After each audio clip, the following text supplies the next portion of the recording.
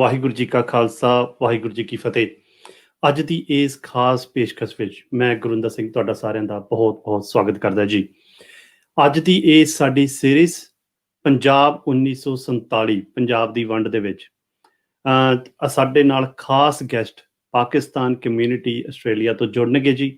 ਅੱਜ 14 ਅਗਸਤ ਆ ਤੇ ਪਾਕਿਸਤਾਨ ਦਾ ਇੰਡੀਪੈਂਡੈਂਸ ਡੇ ਆ, ਜਿੱਥੇ ਸਾਰਾ ਪਾਕਿਸਤਾਨੀ ਭਾਈਚਾਰਾ, ਪਾਕਿਸਤਾਨ ਤੋਂ ਜਿਹੜਾ ਰਹਿਣ ਵਾਲਾ ਭਾਈਚਾਰਾ ਉਹ ਸਾਰਾ ਆਪਣਾ ਅੱਜ ਇੰਡੀਪੈਂਡੈਂਸ ਡੇ ਮਨਾ ਰਿਹਾ ਆ। ਉਹ ਸਾਰੇ ਅੱਜ ਖੁਸ਼ੀਆਂ ਦਾ ਦਿਨ ਉਹਨਾਂ ਦੇ ਲਈ ਹੈਗਾ ਆ। ਤਾਂ ਸਾਡੇ ਨਾਲ ਉਸ ਕਮਿਊਨਿਟੀ ਤੋਂ ਜੁੜਨਗੇ। ਸਭ ਤੋਂ ਪਹਿਲਾਂ ਮੈਂ ਸਾਡੇ ਜਿਹੜੇ ਕੋ ਹੋਸਟ ਨੇ ਮੇਰੇ ਨਾਲ ਮੇਰੇ ਪ੍ਰੋਗਰਾਮ ਵਿੱਚ ਸਾਥ ਦੇਣਗੇ, ਸਰਦਾਰ ਕਰਨੈਲ ਸਿੰਘ ਜੀ, ਮੈਂ ਉਹਨਾਂ ਨੂੰ ਪ੍ਰੋਗਰਾਮ ਵਿੱਚ ਸ਼ਾਮਲ ਕਰਦਾ ਜੀ। ਕਰਨੈਲ ਸਿੰਘ ਜੀ, ਵਾਹਿਗੁਰੂ ਜੀ ਕਾ ਖਾਲਸਾ, ਵਾਹਿਗੁਰੂ ਜੀ ਕੀ ਫਤਿਹ ਸਾਰਿਆਂ ਨੂੰ ਜੀ, ਤੇ ਅਸਲਾਮ ਵਾਲੇਕਮ ਜੀ। ਅਸਲਾਮ ਵਾਲੇਕਮ ਜੀ। ਅੱਜ ਵਾਕਈ ਸਾਡੇ ਨਾਲ ਅੱਜ ਪਾਕਿਸਤਾਨੀ ਕਮਿਊਨਿਟੀ ਤੋਂ ਸਾਡੇ ਨਾਲ ਅੱਜ ਦੋ ਗੈਸਟ ਜਿਹੜੇ ਨੇ ਉਹ ਜੁੜ ਰਹੇ ਨੇ, ਕਿਉਂਕਿ ਅੱਜ ਪਾਕਿਸਤਾਨ ਦਾ ਇੰਡੀਪੈਂਡੈਂਸ ਡੇ ਵੀ ਹੈਗਾ ਆ। ਉਹਦੇ ਉੱਤੇ ਵੀ ਗੱਲ ਕਰਾਂਗੇ ਤਾਂ ਪਲੱਸ ਪੰਜਾਬ ਦੇ ਬਾਰੇ ਵੀ ਗੱਲ ਕਰਾਂਗੇ। ਤਾਂ ਭਾਜੀ ਤੁਸੀਂ ਕੁਝ ਕਹਿਣਾ ਚਾਹੋਗੇ? ਫਿਰ ਉਸ ਤੋਂ ਬਾਅਦ ਆਪਾਂ ਆਪਣੇ ਜਿਹੜੇ ਗੈਸਟ ਨੇ ਉਹਨਾਂ ਤੋਂ ਆਪਾਂ ਪ੍ਰੋਗਰਾਮ ਦੇ ਵਿੱਚ ਸ਼ਾਮਲ ਕਰਦੇ ਹਾਂ ਜੀ। ਠੀਕ ਹੈ। ਜਿਹੜਾ ਪ੍ਰੋਗਰਾਮ ਭਾਜੀ ਚੱਲਿਆ ਬਹੁਤ ਦੇਰ ਤੋਂ, ਬਹੁਤ ਸਾਰੇ ਸੱਜਣਾ ਨੇ ਪਾਕਿਸਤਾਨ ਚੋਂ ਤੇ ਜਿੱਥੇ ਵੀ ਆਸਟ੍ਰੇਲੀਆ, ਕੈਨੇਡਾ ਪੰਜਾਬੀ ਵੱਸਦੇ ਆ, ਉਹਨਾਂ ਸਾਰਿਆਂ ਨੇ ਬਹੁਤ ਪ੍ਰੋੜਤਾ ਕੀਤੀ, ਫੋਨ ਕਾਲਾਂ ਵੀ ਆਈਆਂ। ਸੋ ਜਿਹੜੇ ਆਪਣੇ ਨਾਲ ਅੱਜ ਜੁੜ ਰਹੇ ਨੇ ਸੱਜਣ, ਬਹੁਤ ਹੀ ਇੱਥੇ ਵੀ ਮਲਟੀਕਲਚਰਲ ਕੰਮ ਕਰ ਰਹੇ ਨੇ। ਤੇ ਅੱਜ ਦਾ ਜਿਹੜਾ ਮੁੱਦਾ, ਅੱਜ ਲਾਸਟ ਪ੍ਰੋਗਰਾਮ ਹੋਣਾ, ਤੇ ਪਲੱਸ ਪਾਕਿਸਤਾਨ ਦਾ ਅੱਜ ਆਜ਼ਾਦੀ ਦਿਹਾੜਾ ਵੀ ਹੈਗਾ ਆ, ਤੇ ਉਹਦੀਆਂ ਵੀ ਆਪਾਂ ਵਧਾਈਆਂ ਕਰਾਂਗੇ। ਤੇ ਤੁਸੀਂ ਭਾਜੀ ਅੱਗੇ ਵਧੋ ਸਾਰਿਆਂ ਨੂੰ। ਹਾਂਜੀ ਹਾਂ ਬਿਲਕੁਲ ਜੀ। ਮੈਂ ਬਿਨਾਂ ਸਮੇਂ ਨੂੰ ਖਰਾਬ ਕੀਤੇ ਹੋਏ ਸਾਡੇ ਜਿਹੜੇ ਪਹਿਲੇ ਪੰਜਾਬੀ ਗੈਸਟ ਨੇ ਸ਼ਫਾਕ ਜੈਫਰੀ ਜੀ, ਉਹਨਾਂ ਨੂੰ ਪ੍ਰੋਗਰਾਮ ਦੇ ਵਿੱਚ ਸ਼ਾਮਲ ਕਰਦਾ ਜੀ। ਅਸਲਾਮ ਵਾਲੇਕਮ ਜੀ, ਤੇ ਨਾਲ ਵਾਹਿਗੁਰੂ ਜੀ ਕਾ ਖਾਲਸਾ, ਵਾਹਿਗੁਰੂ ਜੀ ਕੀ ਫਤਿਹ ਜੀ। ਵਾਹਿਗੁਰੂ जी की फतेह। सलाम, नमस्ते, सत श्री अकाल, नमस्कार एंड वेरी गुड इवनिंग, और वाहिगुरु की फतह जो आप बोलते हैं। और बहुत बहुत बहुत मीठा मीठा बोल रहे थे आप, और मैं सुन रही थी आप लोगों को। और सबसे ज्यादा जो खुशी की बात है वो ये कि आप हमारी खुशी में खुश हैं और हम आपकी खुशी में खुश हैं। वो एक शेर अगर इजाजत दें तो मैं उससे बात करूं उन लोगों के लिए सिर्फ नफरतें और दुश्मनी की बात करते हैं। मैं आगाज यहीं से करूंगी कि देखिए, हमें किसी से कोई इख्तिलाफ नहीं है, बल्कि हम तो ये कहते हैं कि जो दोस्ती नहीं मुमकिन तो फिर ये अहद करें कि दुश्मनी में बहुत दूर तक ना जाएंगे। तो आप लोगों ने दुश्मनी के रास्ते बंद करके मोहब्बत का पैगाम दिया है ना आज के, एक दूसरे को खुश कर रहे हैं। हमारी खुशी में आप जो है खुशी का इजहार कर रहे हैं, क्योंकि हमारे लिए ये 14 अगस्त का दिन बहुत बड़ा दिन है, और हम भी इसी तरह दोस्ती का पैगाम देते हैं जैसे आप दे रहे हैं। लेकिन हमें बताना ये है कि जफा करोगे जफा करेंगे, वफा करोगे वफा करेंगे। हम आदमी हैं तुम्हारे जैसे, जो तुम करोगे वो हम करेंगे। वाह ਬਿਲਕੁਲ ਬਿਲਕੁਲ ਜੀ, ਬਹੁਤ ਬਹੁਤ ਮਿਹਰਬਾਨੀ ਜੀ। ਮੈਂ ਨਾਲ ਹੀ ਸਾਡੇ ਜਿਹੜੇ ਦੂਜੇ ਗੈਸਟ ਨੇ ਇਜਾਜ਼ ਗਿੱਲ, ਉਹਨਾਂ ਨੂੰ ਪ੍ਰੋਗਰਾਮ ਵਿੱਚ ਸ਼ਾਮਲ ਕਰਦਾ ਜੀ। ਇਜਾਜ਼ ਗਿੱਲ ਜੀ, ਅਸਲਾਮ ਵਾਲੇਕੁਮ, ਨਾਲੇ ਵਾਹਿਗੁਰੂ ਜੀ ਕਾ ਖਾਲਸਾ, ਵਾਹਿਗੁਰੂ ਜੀ ਕੀ ਫਤਿਹ। ਵਾਹਿਗੁਰੂ ਜੀ ਕਾ ਖਾਲਸਾ, ਵਾਹਿਗੁਰੂ ਜੀ ਕੀ ਫਤਿਹ। ਅਸਲਾਮ ਵਾਲੇਕਮ ਤੇ ਸਾਰਿਆਂ ਨੂੰ ਮੇਰੇ ਵੱਲੋਂ, ਤੇ ਖਾਸ ਤੌਰ ਤੇ ਭੈਣ ਸ਼ਫਕਤ ਜਾਫਰੀ ਨੂੰ ਵੀ ਇੰਡੀਪੈਂਡੈਂਟ ਡੇ ਜਿਹੜਾ ਸਾਡਾ ਹੈ ਪਾਕਿਸਤਾਨ, ਉਹ ਮੁਬਾਰਕਬਾਦੀ ਦੇਣਾ ਵਾ। ਬਿਲਕੁਲ ਜੀ, ਬਿਲਕੁਲ। ਸ਼ਫਾਕ ਜੀ, ਤੁਸੀਂ ਪਹਿਚਾਨ ਟੀਵੀ ਦੇ ਵਿੱਚ ਪ੍ਰੈਜ਼ੈਂਟਰ ਵੀ ਹੋ, ਉੱਥੇ CEO ਵੀ ਹੋ, ਉੱਥੇ ਕੰਮ ਕਰਦੇ ਹੋ। ਇੱਕ ਕਮਿਊਨਿਟੀ ਟੈਲੀਵਿਜ਼ਨ ਹੈ ਤੁਹਾਡਾ, ਤੁਸੀਂ ਉੱਥੇ ਵੀ ਡੈਫੀਨੇਟਲੀ ਡਿਫਰੈਂਟ ਪ੍ਰੋਗਰਾਮਸ ਕਰ ਰਹੇ ਹੋ। ਅੱਜ ਤੁਹਾਡਾ ਬਿਜ਼ੀ ਡੇ ਵੀ ਹੈਗਾ ਆ। ਤਾਂ ਡੈਫੀਨੇਟਲੀ ਸਭ ਤੋਂ ਪਹਿਲਾਂ ਤਾਂ ਅਸੀਂ ਆਪਣੀ ਤਰਫ ਤੋਂ, ਪੰਜਾਬੀਆਂ ਦੀ ਤਰਫ ਤੋਂ, ਸਿੱਖਾਂ ਦੀ ਤਰਫ ਤੋਂ ਤੁਹਾਨੂੰ ਸਾਰਿਆਂ ਨੂੰ ਇੰਡੀਪੈਂਡੈਂਸ ਡੇ ਦੀ ਵਧਾਈ ਦਿੰਦੇ ਹਾਂ, ਕਿਉਂਕਿ ਅਸੀਂ ਇਸ ਗੱਲ ਨੂੰ ਸਮਝ ਸਕਦੇ ਹਾਂ ਕਿ ਆਜ਼ਾਦੀ ਦਾ ਮਾਣ ਕੀ ਹੁੰਦਾ ਆ, ਕਿਤੇ ਇਹਦੀ ਆਪਣੀ ਇੰਡੀਪੈਂਡੈਂਸ ਕੀ ਹੁੰਦੀ ਆ, ਇਹਦੀ ਖੁੱਲੀ ਹਵਾ ਦੇ ਵਿੱਚ ਕਹਿੰਦੇ ਕਿ ਸਾਹ ਲੈਣਾ ਕੀ ਹੁੰਦਾ। ਕਿਉਂਕਿ ਅਸੀਂ ਇਹ ਹਜੇ ਮਾਣ ਮਹਿਸੂਸ ਨਹੀਂ ਕਰ ਪਾਏ ਹਾਂ। ਬਹੁਤ ਪਹਿਲਾਂ ਅਸੀਂ ਇਹਨੂੰ ਬੁਝਾਤਾ ਸਾਡੀ ਲੀਡਰਸ਼ਿਪ ਦੀ ਗਲਤੀਆਂ ਕਰਕੇ। ਤਾਂ ਅਸੀਂ ਡੈਫੀਨੇਟਲੀ ਤੁਹਾਡੀ ਖੁਸ਼ੀ ਵਿੱਚ ਸ਼ਾਮਿਲ ਹੈ। ਤਾਂ ਬਟ ਇਹਨੂੰ ਅਸੀਂ ਆਪਣੇ ਤੌਰ ਦੇ ਉੱਤੇ ਜਿਹੜੇ ਸਿੱਖ ਨੇ ਉਹਨੂੰ ਇੱਕ ਗੁਲਾਮੀ ਦੇ ਦਿਨ ਤੇ ਵੀ ਯਾਦ ਕਰਦੇ ਨੇ, ਕਿਉਂਕਿ ਪੰਜਾਬ ਜਦੋਂ ਸੀਗਾ ਉਹ ਵੰਡ ਕੇ ਭਾਰਤ ਦਾ ਗੁਲਾਮ ਬਣ ਗਿਆ, ਭਾਰਤ ਦੇ ਅਧੀਨ ਆ ਗਿਆ ਸੀਗਾ। ਜਿਹੜੇ ਸਿੱਖਾਂ ਵਾਲਾ ਪਾਸਾ, ਜਿਹੜੇ ਸਿੱਖ ਉੱਧਰ ਆ ਗਏ ਸੀਗੇ, ਤਾਂ ਉਹਦੀ ਅਸੀਂ ਸੇਕ ਜਿਹੜਾ ਆ ਉਹ ਅੱਜ ਵੀ ਮਹਿਸੂਸ ਕਰਦੇ ਆ। ਅਜੇ ਵੀ ਸਾਡੇ ਕੋ ਅਸੀਂ ਤਾਂ ਸਾਡੀ ਸਾਰੀ ਕਮਿਊਨਿਟੀ ਮਹਿਸੂਸ ਕਰਦੀ ਹੈ। Definitely there will be people who will be celebrating, but definitely there will be people who will be ਕੀ ਕਹਿੰਦੇ ਇਸ 15 ਅਗਸਤ ਨੂੰ ਕੱਲ ਨੂੰ ਕਈ ਸੈਲੀਬ੍ਰੇਟ ਕਰਨਗੇ ਤੇ ਕਈ ਇਸ ਚੀਜ਼ ਦਾ ਦੁੱਖ ਵੀ ਮਨਾਉਣਗੇ ਕਿ ਵੀ ਉਹਨਾਂ ਦਾ ਕੀ ਹੋਇਆ। ਬਟ ਡੈਫੀਨਿਟਲੀ ਕਿਉਂਕਿ ਤੁਸੀਂ ਤੁਹਾਡੀ ਜਿਹੜੀ ਲੀਡਰਸ਼ਿਪ ਨੇ ਉਦੋਂ ਫੈਸਲੇ ਲਏ ਸੀਗੇ, ਉਹ ਅੱਜ ਅਸੀਂ ਫਿਰ ਕਹਿ ਸਕਦੇ ਹਾਂ ਕਿ ਤੁਹਾਡੀ ਕਮਿਊਨਿਟੀ ਲਈ ਉਸ ਟਾਈਮ ਦੇ ਜਿਹੜੇ ਲੋਕ ਸੀਗੇ ਪਾਕਿਸਤਾਨ ਦੇ ਜਿਹੜੇ ਅੱਜ ਵਸਿੰਦੇ ਨੇ, ਉਹਨਾਂ ਦੇ ਲਈ ਉਹ ਕਿਤੇ ਨਾ ਕਿਤੇ ਸਹੀ ਫੈਸਲੇ ਹੁੰਦੇ ਨੇ ਕਿ ਤੁਸੀਂ ਇੱਕ ਆਜ਼ਾਦੀ ਦਾ ਮਾਣ ਮਾਣਦੇ ਹੋ। ਤੁਸੀਂ ਕੀ ਕਹਿਣਾ ਚਾਹੋਗੇ ਕਿ ਹਾਊ ਯੂ ਫੀਲ ਕਿ ਅੱਜ ਦਾ ਦਿਨ ਜਿਹੜਾ ਤੁਸੀਂ ਆਜ਼ਾਦੀ ਹੈ, ਕਿਵੇਂ ਤੁਸੀਂ ਇਹਨੂੰ ਕਿੱਦਾਂ ਦੇਖਦੇ ਹੋ ਇਸ ਦਿਨ ਨੂੰ? मैं जब आपकी बात सुन रही हूँ तो इसके बाद मैं लूंगी एक गहरी सांस, और यह है मेरे उस इत्मीनान की सांस, और कि मैं आजाद वतन में पैदा हुई। और सबसे बढ़कर ये कि मेरे एक उस्ताद है डॉक्टर निगत नसीम, उन्होंने एक बहुत प्यारा जुमला मेरे साथ कल के शो में कहा कि साहिबे वतन होने का एहसास बहुत बड़ा होता है जो कहीं आपके पास खो रहा है। यानी मेरे पास एक वतन है और मैं उस वतन में आजाद फिजा में सांस लेती हूँ, मैं उस वतन में अपनी राय का इजहार कर सकती हूँ, मेरे हुकूक को कोई पामाल नहीं करेगा। सॉरी कि मुझे पंजाबी समझ आती है, बोल नहीं सकती, और मेरी उर्दू थोड़ी सी आपको नहीं हम लोग समझ लेंगे जी, कोई बात नहीं, कोई बात नहीं। ਆਪਾਂ ਜੇ ਤੁਸੀਂ ਕਹੋਗੇ ਮਤਲਬ ਜੇ ਤੁਸੀਂ ਪੰਜਾਬੀ ਸਮਝ ਲੈਣੇ ਆਪਾਂ ਗੱਲ ਪੰਜਾਬੀ ਚ ਕਰ ਲਾਂਗੇ, ਬਟ ਤੁਹਾਡੀ ਗੱਲ ਮੈਨੂੰ ਲੱਗਦਾ ਸਾਡੇ ਜਿਹੜੇ ਦਰਸ਼ਕ ਨੇ ਉਹ ਵੀ ਸਮਝ ਪਾਉਣਗੇ, कोई प्रॉब्लम नहीं आएगी, समझ पाएंगे। तो मैं क्या करूं कि हम अहले ज़बान है तो हमारी तहजीब में शामिल है कि हम बहुत सलीके के साथ अच्छे अल्फाज का चुनाव करके जो है आपकी खिदमत में पेश करें। तो आज़ादी एक बहुत बड़ी नेमत है, ये बात तय हो गई। और आज़ादी हासिल करने के लिए बहुत जद्दोजहद की जाती है। अब मैं आप लोग बैठे हुए और मेरे भाई ये भी बैठे हुए पाकिस्तान से और आप लोग इंडिया से। अब मैं यहाँ पर ना एक तकलीफ शेयर करना चाह रही हूँ आपके साथ, और यहाँ जितने भी लोग ये प्रोग्राम देखेंगे और जिनका ताल्लुक खुसूसन हिंदुस्तान के साथ है, वो शायद इसके बाद मुझसे वो सवाल नहीं करेंगे जिस सवाल की वजह से मुझे तकलीफ होती है। देखिए इंसान की, क्योंकि मेरा ताल्लुक भी पहचान टीवी से, इंसान अपनी पहचान के साथ जो है ना वो बहुत ज्यादा जुड़ा हुआ होता है, और अगर अपनी पहचान से हटता है तो फिर वो तबाह हो जाता है, तबाह हाल हो जाता है। मेरी पहचान, मेरा वतन पाकिस्तान है, तो मैं अपने वतन के साथ अगर सिंसियर नहीं होंगी तो मैं दुनिया के किसी भी कोने में चली जाऊं, जैसे हम ऑस्ट्रेलिया में बैठे हुए, तो ये लोग जज करेंगे इस बात से कि ये अपने वतन के साथ कितनी सिंसियर है, ये अपने हुकूक के साथ कितनी सिंसियर, ये अपने लोगों के साथ, अपनी कॉज के साथ कितनी सिंसियर है। तो मेरे बुजुर्गों ने तो, मैं समझती हूँ मैंने तो आजाद फिजा में सांस ली ना, मुझे मेरी ऐसे थाली में पेश कर दिया गया, आजादी के साथ मैं दुनिया में सांस ले रही हूँ। मुझे शायद उस तकलीफ का अंदाजा नहीं हो जो मेरे बुजुर्गों को था। और उस वक्त जैसे आपने गुफ्तगू में कहा जो फैसला हुआ, आज हम उस फैसले की बिना पर बहुत सुकून से हैं।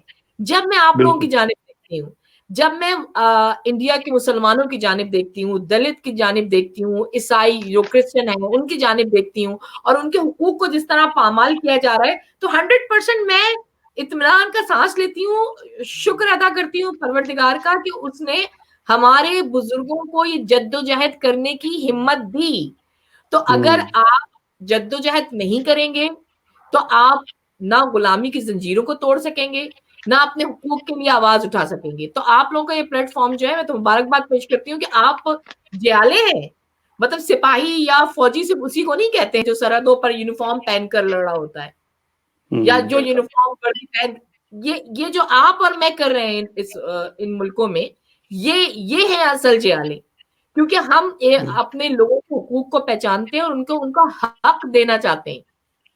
तो हम तो बात करेंगे की, इसलिए कि देखिए मुझसे अक्सर सवाल करते हैं कि भाई क्या जरूरत है आप मल्टी कल्चर सोसाइटी में, तो आप के बोले कि ये जो बंटवारा हुआ था गलत हुआ था। ये मुझसे मेरे कुछ मुसलमान दोस्त भी जो हिंदुस्तान से ताल्लुक रखते हैं, कुछ महीनों पहले तक ये बात करते थे, और हम कहते थे ज्यादा वक्त दूर नहीं है जब आपको एहसास होगा, और अब एहसास हो गया, क्योंकि वहां वो आज तक जो हमारे कायद मोहम्मद अली जिन्ना रहमतुल्लाह अलैह ने फरमाया था कि आप अगर हमारा साथ नहीं देंगे, आप इस बंटवारे के हक में अपने इजहार नहीं करेंगे, अपनी राय नहीं देंगे, आप सारी जिंदगी अपनी वफादारी साबित करने में लगे रहेंगे। आज क्या कर रहा है हिंदुस्तान का मुसलमान? वो वफादारी साबित करने में बेचारे लगे हुए, ना अब उनको हक राय है, आजादी है, ना उनका माल उनका है, ना असबाब उनका है, उनकी इज्जत और नामूस महफूज नहीं है। अब आपके सामने है कि कश्मीर में क्या हो रहा है, कश्मीर में कितना जुल्म हो रहा है, आपके साथ क्या हो रहा है, कब तक। तो शुक्र है कि मेरे बुजुर्गों ने ये कहा कि जो दिल में है अब उसका तस्करा करना पड़ेगा, गली कूचों में हंगामा दफा करना पड़ेगा, नतीजा करबला से मुख्तलिफ हो या वही हो, मदीना छोड़ने का फैसला करना पड़ेगा। मोहब्बत उन्हें भी बहुत थी उस जमीन से जिसे हिंदुस्तान कहते हैं, बहुत मोहब्बत थी, लेकिन अपना सब कुछ माल असबाब छोड़ा आजादी की खातिर, हमारी खातिर, अपनी नस्ल की खातिर। और हम मुतमईन है, हमसे जो सवाल करते हैं बंटवारा गलत हुआ, मैं उनसे चाहूंगी कि मुझसे ये सवाल ना किया करें, क्योंकि मैं तो आजाद फिजा में सांस लेती हुई पैदा हुई हूँ, और मैं बहुत मशकूर हूँ कायदे आजम मोहम्मद अली जिन्ना की, उन तमाम लीडरों की और उन तमाम अपने बुजुर्गों की जिन्होंने हमारी खातिर कुर्बानियां दी। तो हम तो तकलीफ में नहीं है, हम मुतमईन है। आप अपनी फिक्र कीजिए, आप अपनी फिक्र कीजिए। सॉरी कि मैं कुछ ज्यादा बोल गई। नहीं, आपने बहुत अच्छी बात की, बहुत अच्छी बात की आपने कि डेफिनेटली जो मैं ਹੁਣ ਪੰਜਾਬੀ ਜੀ ਕਹੂੰਗਾ ਕਿ ਜਿਹੜਾ ਖੁੱਲੀ ਹਵਾ ਦੇ ਵਿੱਚ ਸਾਹ ਲੈਂਦਾ ਹੈ ਉਹਨੂੰ ਹੀ ਪਤਾ ਹੈ। ਹੁਣ ਅਸੀਂ ਆਸਟ੍ਰੇਲੀਆ ਦੇ ਵਿੱਚ ਬੈਠ ਕੇ ਇੱਕ ਡੈਮੋਕ੍ਰੇਸੀ ਦਾ, ਇੱਕ ਆਜ਼ਾਦੀ ਦਾ ਆਨੰਦ ਮਾਣਦੇ ਹਾਂ। ਸਾਨੂੰ ਪਤਾ ਹੈ ਕਿ ਇੱਥੇ ਹੱਕ ਕੀ ਨੇ, ਮਗਰ ਭਾਰਤ ਵਿੱਚ ਜਾ ਕੇ ਸਿੱਖਾਂ ਨੂੰ ਹਰ ਰੋਜ਼ ਇਹ ਸਾਬਿਤ ਕਰਨਾ ਪੈਂਦਾ ਹੈ ਕਿ ਵੀ ਉਹਨਾਂ ਦੀ ਵਫਾਦਾਰੀ ਕਿੱਧਰ ਹੈ। ਜਦੋਂ ਕੋਈ ਵੀ ਫਿਲਮ ਲੱਗਦੀ ਹੈ ਉਹਦੇ ਵਿੱਚ ਉਹਦੇ ਸਟਾਰਟ ਹੋਣ ਤੋਂ ਪਹਿਲਾਂ ਜਨਗਣ ਮਨਿਆਂ ਦੇ ਵਿੱਚ ਖੜੇ ਹੋ ਕੇ ਸਾਬਿਤ ਕਰਨਾ ਪੈਂਦਾ ਹੈ ਕਿ ਵੀ ਅਸੀਂ, ਸਾਡੀ ਵਫਾਦਾਰੀ ਹੈ, ਅਸੀਂ ਭਾਰਤੀ ਹੈ। ਤੁਸੀਂ ਦੁਨੀਆ ਦੇ ਕਿਸੇ ਮੁਲਕ 'ਚ ਤੁਹਾਨੂੰ ਇਹ ਚੀਜ਼ ਨਹੀਂ ਮਿਲੂਗੀ ਕਿ ਕਿਸੇ ਫਿਲਮ ਦੇ ਵਿੱਚ ਤੁਹਾਨੂੰ ਖੜੇ ਹੋ ਕੇ, ਥੀਏਟਰ ਦੇ ਵਿੱਚ ਖੜੇ ਹੋ ਕੇ ਤੁਹਾਨੂੰ ਦੱਸਣਾ ਪੈਂਦਾ।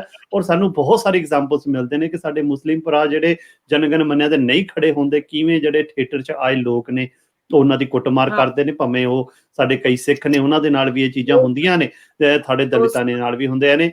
ਤਾਂ ਇਸ ਕਰਕੇ ਇਹੀ ਚੀਜ਼ ਹੈ ਕਿ ਜਦੋਂ ਤੁਸੀਂ ਆਜ਼ਾਦ ਹੁੰਦੇ ਹੋ ਤੁਹਾਨੂੰ ਸਾਬਤ ਨਹੀਂ ਕਰਨਾ ਪੈਂਦਾ, ਕਿਉਂਕਿ ਤੁਹਾਨੂੰ ਪਤਾ ਹੈ ਤੁਸੀਂ ਆਜ਼ਾਦ ਹੋ, ਤੁਹਾਡੀ ਵਫਾਦਾਰੀ ਕਿੱਧਰ ਹੈ, ਤੁਹਾਡੀ ਨੈਸ਼ਨਲਿਜ਼ਮ ਕਿੱਧਰ ਹੈ। ਇੱਥੇ ਹਰ ਰੋਜ਼ ਸਾਬਤ ਕਰਨਾ ਪੈਂਦਾ ਹੈ ਕਿ ਵੀ ਆਰ ਨੈਸ਼ਨਲਿਸਟ ਔਰ ਐਂਟੀ ਨੈਸ਼ਨਲਿਸਟ, ਇੱਕ ਜਿਹੜਾ ਨਵਾਂ ਸ਼ਬਦ ਜੰਮਿਆ। ਤਾਂ ਜਿਹੜੇ ਜਦੋਜਹਿਦ ਕਰਦੇ ਨੇ ਉਹਨਾਂ ਨੂੰ ਪਤਾ ਹੈ। ਇਆਜ਼ ਗਿੱਲ ਜੀ, ਮੈਂ ਹੁਣ ਤੁਹਾਨੂੰ ਚਾਹੂੰਗਾ ਕਿ ਹੁਣ ਤੁਸੀਂ ਦੱਸੋ, ਪਹਿਲਾਂ ਤੁਸੀਂ ਇਹਨਾਂ ਨੇ ਸ਼ਫਾਕ ਜੀ ਨੇ ਤਾਂ ਆਪਣੀ ਗੱਲ ਕਹੀ, ਤੁਸੀਂ ਦੱਸੋ ਤੁਸੀਂ ਕੀ ਕਹਿਣਾ ਚਾਹੋਗੇ, ਫਿਰ ਆਪਾਂ ਆਪਣੀ ਗੱਲ ਨੂੰ ਅੱਗੇ ਲੈ ਕੇ ਜਾਵਾਂਗੇ। ਮੈਂ ਬੜਾ ਸ਼ੁਕਰਗੁਜ਼ਾਰ ਹਾਂ, ਮੈਂ ਪੰਜਾਬੀ 'ਚ ਬੋਲਣਾ, ਅੱਜ ਮੈਨੂੰ ਪਹਿਲੀ ਵਾਰੀ ਪੰਜਾਬੀ 'ਚ ਬੋਲਣ ਦਾ ਮੌਕਾ ਮਿਲਿਆ ਹੈ ਜੀ। ਤੇ ਮੈਂ ਸ਼ੁਕਰਗੁਜ਼ਾਰ ਹਾਂ ਕਿ ਤੁਸੀਂ ਇਹ ਜਿਹੜਾ ਅੱਜ ਦੀ ਮਹਿਫਲ ਸਜਾ ਦਿੱਤੀ ਹੈ। ਤੇ ਸ਼ਾਇਦ ਤੁਹਾਨੂੰ ਮੈਂ ਦੱਸਣਾ ਚਾਹੁੰਦਾ ਵਾਂ ਕਿ ਮੇਰੇ ਜਿਹੜੇ ਦਾਦਾ ਸਨ, ਕਿਸ਼ਨ ਸਿੰਘ ਉਹਨਾਂ ਦਾ ਨਾਂ ਸੀ, ਤੇ ਉਹ ਅੰਮ੍ਰਿਤਸਰ ਤੋਂ ਸਨ, ਪੜਦਾਦਾ ਮੇਰਾ। ਤੇ ਮੇਰਾ ਦਾਦਾ ਜਿਹੜਾ ਸਿੰਘ ਸੀ, ਤੇ ਜ਼ਿਲ੍ਹਾ ਅੰਮ੍ਰਿਤਸਰ ਸੀ, ਤਹਿਸੀਲ ਤਰਨਤਾਰਨ ਸੀ, ਤੇ ਸ਼ਹਿਰ ਉਹਨਾਂ ਨੂੰ ਪੱਟੀ ਲੱਗਦਾ ਸੀ। ਤੇ ਮੇਰੇ ਦਾਦਿਆਂ ਦਾ ਪਿੰਡ ਸੀ ਜਨਾਰਦਾਦ। ਕੀ ਬਾਤ। ਤੇ ਜਦੋਂ ਇਹ ਬਟਵਾਰਾ ਹੋਇਆ ਤੇ ਕੁਝ ਮੇਰੇ ਦਾਦੇ ਉੱਥੇ, ਪ੍ਰੇਮ ਸਿੰਘ ਤੇ ਕੁਝ ਹੋਰ ਜਿਹੜੇ ਉੱਥੇ ਰਹਿ ਗਏ, ਤੇ ਕੁਝ ਦਾਦੇ ਜਿਹੜੇ ਉਹ ਪਾਕਿਸਤਾਨ 'ਚ ਆ ਗਏ। ਠੀਕ ਹੈ ਜੀ। ਤੇ ਪਾਕਿਸਤਾਨ 'ਚ ਜਦੋਂ ਆ ਗਏ ਨੇ, ਤੇ ਪਾਕਿਸਤਾਨ ਦਾ ਜਦੋਂ ਕਦੀ ਉਹ ਨਕਸ਼ਾ ਬਿਆਨ ਕਰਦੇ ਸੀ, ਗੱਲਾਂ ਸੁਣਾਉਂਦੇ ਸੀ, ਤੇ ਸਾਡੇ ਲੂ ਖੜੇ ਹੋ ਜਾਂਦੇ ਸੀ। ਇਸ ਤਰ੍ਹਾਂ ਪਾਕਿਸਤਾਨ ਉਹਨਾਂ ਨੇ ਲਿਆ, ਕਿਉਂਕਿ ਇਹ ਦਿਨ ਜਿਹੜਾ ਹੈ ਇਹ ਇੰਨਾ ਭਿਆਨਕ ਦਿਨ ਹੈ ਜਦੋਂ ਹਿਜਰਤ ਲੋਕਾਂ ਕੀਤੀ ਹੈ। ਤੇ ਉਦੋਂ ਤਕਰੀਬਨ ਇਹਦੇ ਵਿੱਚ 1 ਕਰੋੜ ਤੇ 20 ਲੱਖ ਲੋਕਾਂ ਨੇ ਜਿਹੜੀ ਸੀ ਨਾ ਹਿਜਰਤ ਕੀਤੀ ਸੀ। 1 ਕਰੋੜ ਤੇ 20 ਲੱਖ ਜਿਹੜੇ ਸੀ ਜਿਨ੍ਹਾਂ ਲੋਕਾਂ ਨੇ ਹਿਜਰਤ ਕੀਤੀ, ਤੇ ਜਿਹਦੇ ਵਿੱਚ 65 ਲੱਖ ਮੇਰੇ ਮੁਸਲਮਾਨ ਭੈਣ ਤੇ ਭਰਾ ਜਿਨ੍ਹਾਂ ਹਿਜਰਤ ਕੀਤੀ, ਜਿਹੜੇ ਹਿੰਦੁਸਤਾਨ ਪਾਕਿਸਤਾਨ 'ਚ ਹਿਜਰਤ ਕਰਕੇ ਆਏ। ਜਿਹਦੇ ਵਿੱਚ 55,000 ਹਿੰਦੂ ਤੇ ਸਿੱਖ ਜਿਹੜੇ ਸਨ ਉਹ ਪਾਕਿਸਤਾਨ ਤੋਂ ਹਿਜਰਤ ਕਰਕੇ ਤੇ ਹਿੰਦੁਸਤਾਨ ਦੇ ਵਿੱਚ ਗਏ। ਤੇ ਇਹ ਜਿਹੜਾ ਹਿਜਰਤ ਦਾ ਵਾਕਿਆ ਹੈ ਇਹ ਬੜਾ ਭਿਆਨਕ ਵਾਕਿਆ ਹੈ, ਜਿਹਦੇ ਵਿੱਚ ਨਾ ਕਿਸੇ ਧੀ ਦੀ ਇੱਜ਼ਤ ਮਹਿਫੂਜ਼ ਸੀ, ਨਾ ਕਿਸੇ ਮਾਂ ਦੀ ਇੱਜ਼ਤ ਮਹਿਫੂਜ਼ ਸੀ, ਬਲਕਿ ਕਤਲੋ ਗਾਰਤ ਸੀ। ਮਜ਼ਹਬੀ ਸਾਦਾਤ ਵੀ ਹੋਏ, ਸਾਰਾ ਕੁਝ ਹੋਇਆ। ਮਤਲਬ ਲੋਕ ਵਿਚਾਰੇ ਰਿਸ਼ਤੇਦਾਰ ਅੱਧੇ ਉਧਰ ਟੁੱਟ ਭੱਜ ਗਏ। ਲੇਕਿਨ ਇਹ ਵੀ ਵੱਡਿਆਂ ਕੋਲੋਂ ਸੁਣਿਆ ਕਿ ਬਈ ਉਦੋਂ ਨਾਲਿਆਂ ਦਾ ਤੇ ਗੰਦਿਆਂ ਨਾਲਿਆਂ ਦਾ ਪਾਣੀ ਪੀ ਕੇ ਉਹਨਾਂ ਗੁਜ਼ਾਰਾ ਕੀਤਾ। ਇਹ ਸ਼ਹਿਜ਼ਾਦ ਜਿਹਦਾ ਅੱਜ ਸਾਡੀ ਜਿਹੜੀ ਨਸਲ ਆ ਜਾਂ ਸਾਡੇ ਜਿਹੜੇ ਫੌਜਦਾਰ ਨੇ ਕੁਰਬਾਨੀ ਦਿੱਤੀ ਤੇ ਉਹ ਅੱਜ ਅਸੀਂ ਉਹ ਆਜ਼ਾਦੀ ਚ ਵੇਖ ਨਹੀਂ ਪਏ। ਤੇ ਤੁਹਾਨੂੰ ਪਤਾ ਕਿ ਮੇਰਾ ਵੈਸੇ ਵੀ ਪੰਜਾਬ ਦੇ ਨਾਲ ਤਾਲੁਕ ਹੈ, ਫੈਸਲਾਬਾਦ ਦੇ ਨਾਲ ਤਾਲੁਕ ਹੈ, ਤੇ ਮੈਨੂੰ ਇਹ ਵੀ ਖੁਸ਼ੀ ਹੁੰਦੀ ਹੈ ਕਿ ਮੇਰਾ ਜਨਮ ਵੀ ਉਹ ਮੇਰੇ ਵੱਡਿਆਂ ਦਾ ਉਸ ਪੰਜਾਬ 'ਚ ਹੋਇਆ ਤੇ ਸਾਡਾ ਜਨਮ ਜਿਹੜਾ ਹੈ ਉਹ ਪਾਕਿਸਤਾਨ ਦੇ ਪੰਜਾਬ 'ਚ ਹੋਇਆ। ਤੇ ਇਹ ਖੁਸ਼ੀ ਹੁੰਦੀ ਹੈ, ਸਾਡਾ ਕਲਚਰ ਇੱਕ ਆਪਣਾ ਪੰਜਾਬੀ ਕਲਚਰ ਹੈ।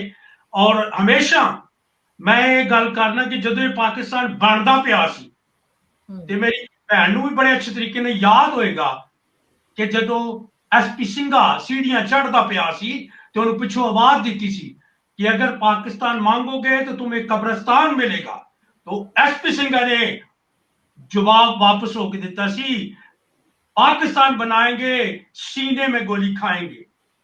आज भी ਉਹਦੇ ਅਲਫਾਜ਼ ਨੇ ਤੇ ਅਸਾਂ ਵੀ ਆਪਣੇ ਮੇਰੇ ਬਜ਼ੁਰਗਾਂ ਨੇ ਇਸ ਪਾਕਿਸਤਾਨ ਬਣਾਉਣ ਦੇ ਵਿੱਚ ਬਹੁਤ ਸਾਰੀ ਕੁਰਬਾਨੀ ਦਿੱਤੀ ਹੈ। ਬਿਲਕੁਲ ਬਿਲਕੁਲ ਅੱਜ ਉਹ ਕੁਰਬਾਨੀ ਹੈ ਸਾਂਸ ਜਿਹੜੀ ਹੈ, ਜਿਸ ਤਰ੍ਹਾਂ ਮੇਰੀ मैडम कह रही जाए असि सांस आजादी ना लेनी है। ठीक है साढ़े इख्तलाफात होते वो घर च भी भैन भरावां दे भी हो जाते, ये नहीं कि नहीं होते, लेकिन एक आजादी दे विच रहना, आजादी च जन्म लेना। मैं बड़े 34-35 साल खिदमत की पाकिस्तान की। जो मैं कैंट के एरिया च किते पुलिस लगदा ते मैं उन्होंने कहना सा जी कैंट दे गुलाम आ, लेकिन जब मैं लगदा सा पुलिस ते मैं कहना सा कि असि इंडिपेंडेंट आ, क्योंकि उत्थे आर्मी दा सब कुछ तुहानूं मनना पैंदा सी।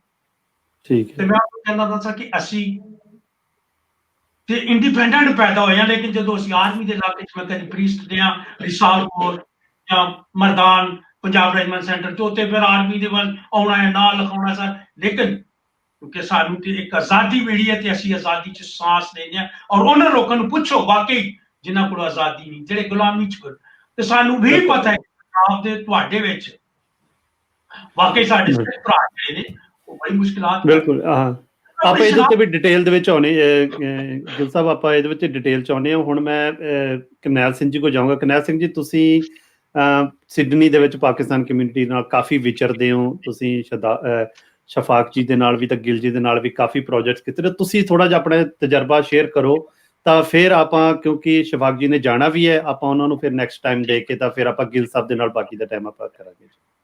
ਠੀਕ, ਹਾਂਜੀ ਭਾਜੀ, ਬੜੀ ਖੁਸ਼ੀ ਦੀ ਗੱਲ ਆ ਬਈ ਇਹ ਮਲਟੀ ਕਲਚਰਲ ਕੰਟਰੀ ਆ। ਆਪਾਂ ਹੋਰ ਲੱਕੀ ਜਗ੍ਹਾ ਤੇ ਬੈਠੇ ਆ, ਲੱਕੀ ਕੰਟਰੀ 'ਚ ਬੈਠੇ ਆ। ਇਸ ਕਰਕੇ ਜਦੋਂ ਮੈਂ ਜਾਂਦਾ ਸੀ ਤਾਂ ਮੈਂ ਭੈਣ ਜੀ ਉਹਨਾਂ ਨੂੰ ਨਹੀਂ ਦੇਖਿਆ ਸੀਗਾ। ਅਸੀਂ ਇੱਕ ਫੈਸਟੀਵਲ 'ਚ ਗਏ, ਇਹਨਾਂ ਨੇ ਪੱਗ ਦੇਖ ਕੇ ਮੈਨੂੰ ਬਾਜ਼ ਮਾਰੀ ਸਰਦਾਰ ਜੀ, ਤੇ ਮੈਨੂੰ ਇੰਨਾ ਲੱਗਾ ਵੀ ਜਿੱਦਾਂ ਆਪਣੇ ਕੋਈ ਪੰਜਾਬੀ 'ਚ ਜਿੱਦਾਂ ਆਪਣੀਆਂ ਭੈਣਾਂ ਕਹਿੰਦੀਆਂ ਹੁੰਦੀਆਂ ਨਾ, ਮੈਨੂੰ ਬੜਾ ਲੱਗਾ ਤੇ ਬੜੀ ਵਧੀਆ ਆਵਾਜ਼ ਤੇ ਇਹਨਾਂ ਦੀ।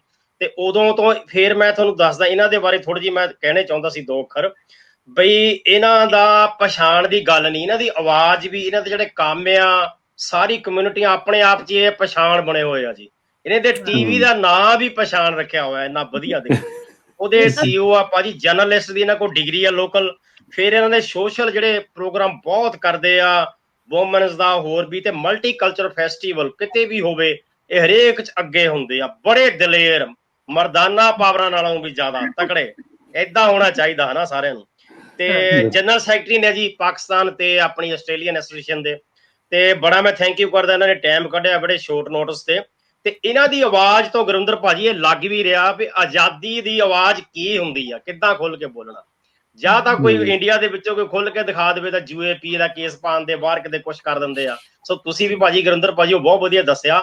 ਅਸੀਂ ਰੀਅਲਾਈਜ਼ ਕਰਦੇ ਆ ਉਹ ਟਾਈਮ ਨੂੰ। ਮੈਂ ਵੀ ਬਹੁਤ ਸਾਰਾ ਪੜ੍ਹਿਆ ਭਾਜੀ, ਗਿੱਲ ਭਾਜੀ ਨੂੰ ਵੀ ਦੱਸਦਾ ਬਈ ਕੋਈ ਬੰਦੇ ਕਹਿ ਰਹੇ ਸੀ ਮਜ਼ਹਬਾਂ ਦੇ ਨਾਂ ਤੇ, ਜਾਤਾਂ ਦੇ ਨਾਂ ਦੇ ਵੰਡਾਂ ਤੇ ਫਿਰ ਆਪਣੇ ਇਲਾਕਿਆਂ ਦੇ ਨਾਂ ਤੇ, ਬੋਲੀਆਂ ਦੇ ਨਾਂ ਤੇ। ਹੁਣ ਰੀਅਲਾਈਜ਼ ਹੋ ਰਿਹਾ ਵੀ ਜਿਹੜੇ ਇਕਬਾਲ ਜੀ ਤੇ ਆਪਣੇ ਮੁਹੰਮਦ ਜਿਨਾ ਜੀ ਨੇ, ਜਿਨਾ ਜੀ ਨੇ ਇੰਨਾ ਵਧੀਆ ਡਿਸੀਜਨ ਲਿਆ, ਉਹ ਬਹੁਤ ਹੀ ਗੁੱਡ ਸੀਗਾ ਪਾਕਿਸਤਾਨ ਵਾਲੇ ਭਰਾਵਾਂ ਲਈ ਵੀ। ਅਸੀਂ ਉਹਨਾਂ ਨੂੰ ਅੱਜ ਵਧਾਈਆਂ ਵੀ ਦਿੰਦੇ ਆ, ਉਹ ਬਹੁਤ ਵਧੀਆ ਸੀ। ਕਿਉਂਕਿ ਹੁਣ ਰੀਅਲਾਈਜ਼ ਹੋਰ ਹੋ ਰਿਹਾ, ਕਿਉਂਕਿ ਇੰਡੀਆ ਦੇ ਵਿੱਚ ਜਿੰਨੀ ਕੱਟੜਤਾ ਫੈਲ ਰਹੀ ਆ, ਸਾਰਾ ਇੰਟਰਨੈਸ਼ਨਲ ਮੀਡੀਆ ਵੀ ਦੱਸ ਰਿਹਾ ਆ ਕਿ ਜ਼ਬਰਦਸਤੀ ਤੁਹਾਨੂੰ ਕਹਾ ਰਿਹਾ, ਤੁਹਾਡੇ ਮੂੰਹੋਂ ਏਦਾਂ ਨਹੀਂ ਏਦਾਂ ਕਹੋ। ਜਿੰਨੇ ਬਲਾਤਕਾਰ ਹੋ ਰਹੇ ਧੱਕੇ ਨਾਲ ਜ਼ਬਰਦਸਤੀ ਹੋ ਰਹੀ ਆ। ਹੁਣ ਲੇਟੈਸਟ ਇੱਕ ਨਿਊਜ਼ ਚੱਲ ਰਹੀ ਆ ਭੈਣ ਜੀ ਨੂੰ ਮੈਂ ਦੱਸਦਾ ਵੀ ਦਿੱਲੀ ਦੀ ਉੱਥੇ ਇੱਕ ਪੱਤਰਕਾਰ, ਉਹਦਾ ਨਾਂ ਸੀ ਸ਼ਾਹਿਦ ਤੇ ਇਸ ਤੰਤਰੇ, ਤੇ ਨਾਲ ਸੀਗਾ ਉਹਨਾਂ ਦੇ ਇੱਕ ਸਰਦਾਰ ਮੁੰਡਾ। ਉਹ ਕਵਰਿੰਗ ਕਿਤੇ ਉਹ ਕਰਨ ਗਏ, ਮੁਹੱਲਾ ਸੀ ਉਹ ਪਾਕਿਸਤਾਨ ਵਾਲਾ ਜਿੱਥੇ ਅੱਗੇ ਵੀ ਦੰਗੇ ਹੋਏ, ਪਾਕਿਸਤਾਨ ਵਾਲੇ ਸੌਰੀ ਆਪਣੇ ਮੁਸਲਮ ਤਬਕੇ ਦਾ ਜ਼ਿਆਦਾ। ਉਹਨਾਂ ਦੀ ਹੁਣ FRI ਨਹੀਂ ਦਰਜ ਕਰ ਰਿਹਾ ਜੀ, 3 ਦਿਨ ਹੋ ਗਏ ਆ। ਧੱਕਾ ਇੰਨਾ ਹੁੰਦਾ ਇੱਥੇ, ਅੱਜ ਨਾ ਚਲੀਏ ਇੱਧਰ ਆਪਾਂ।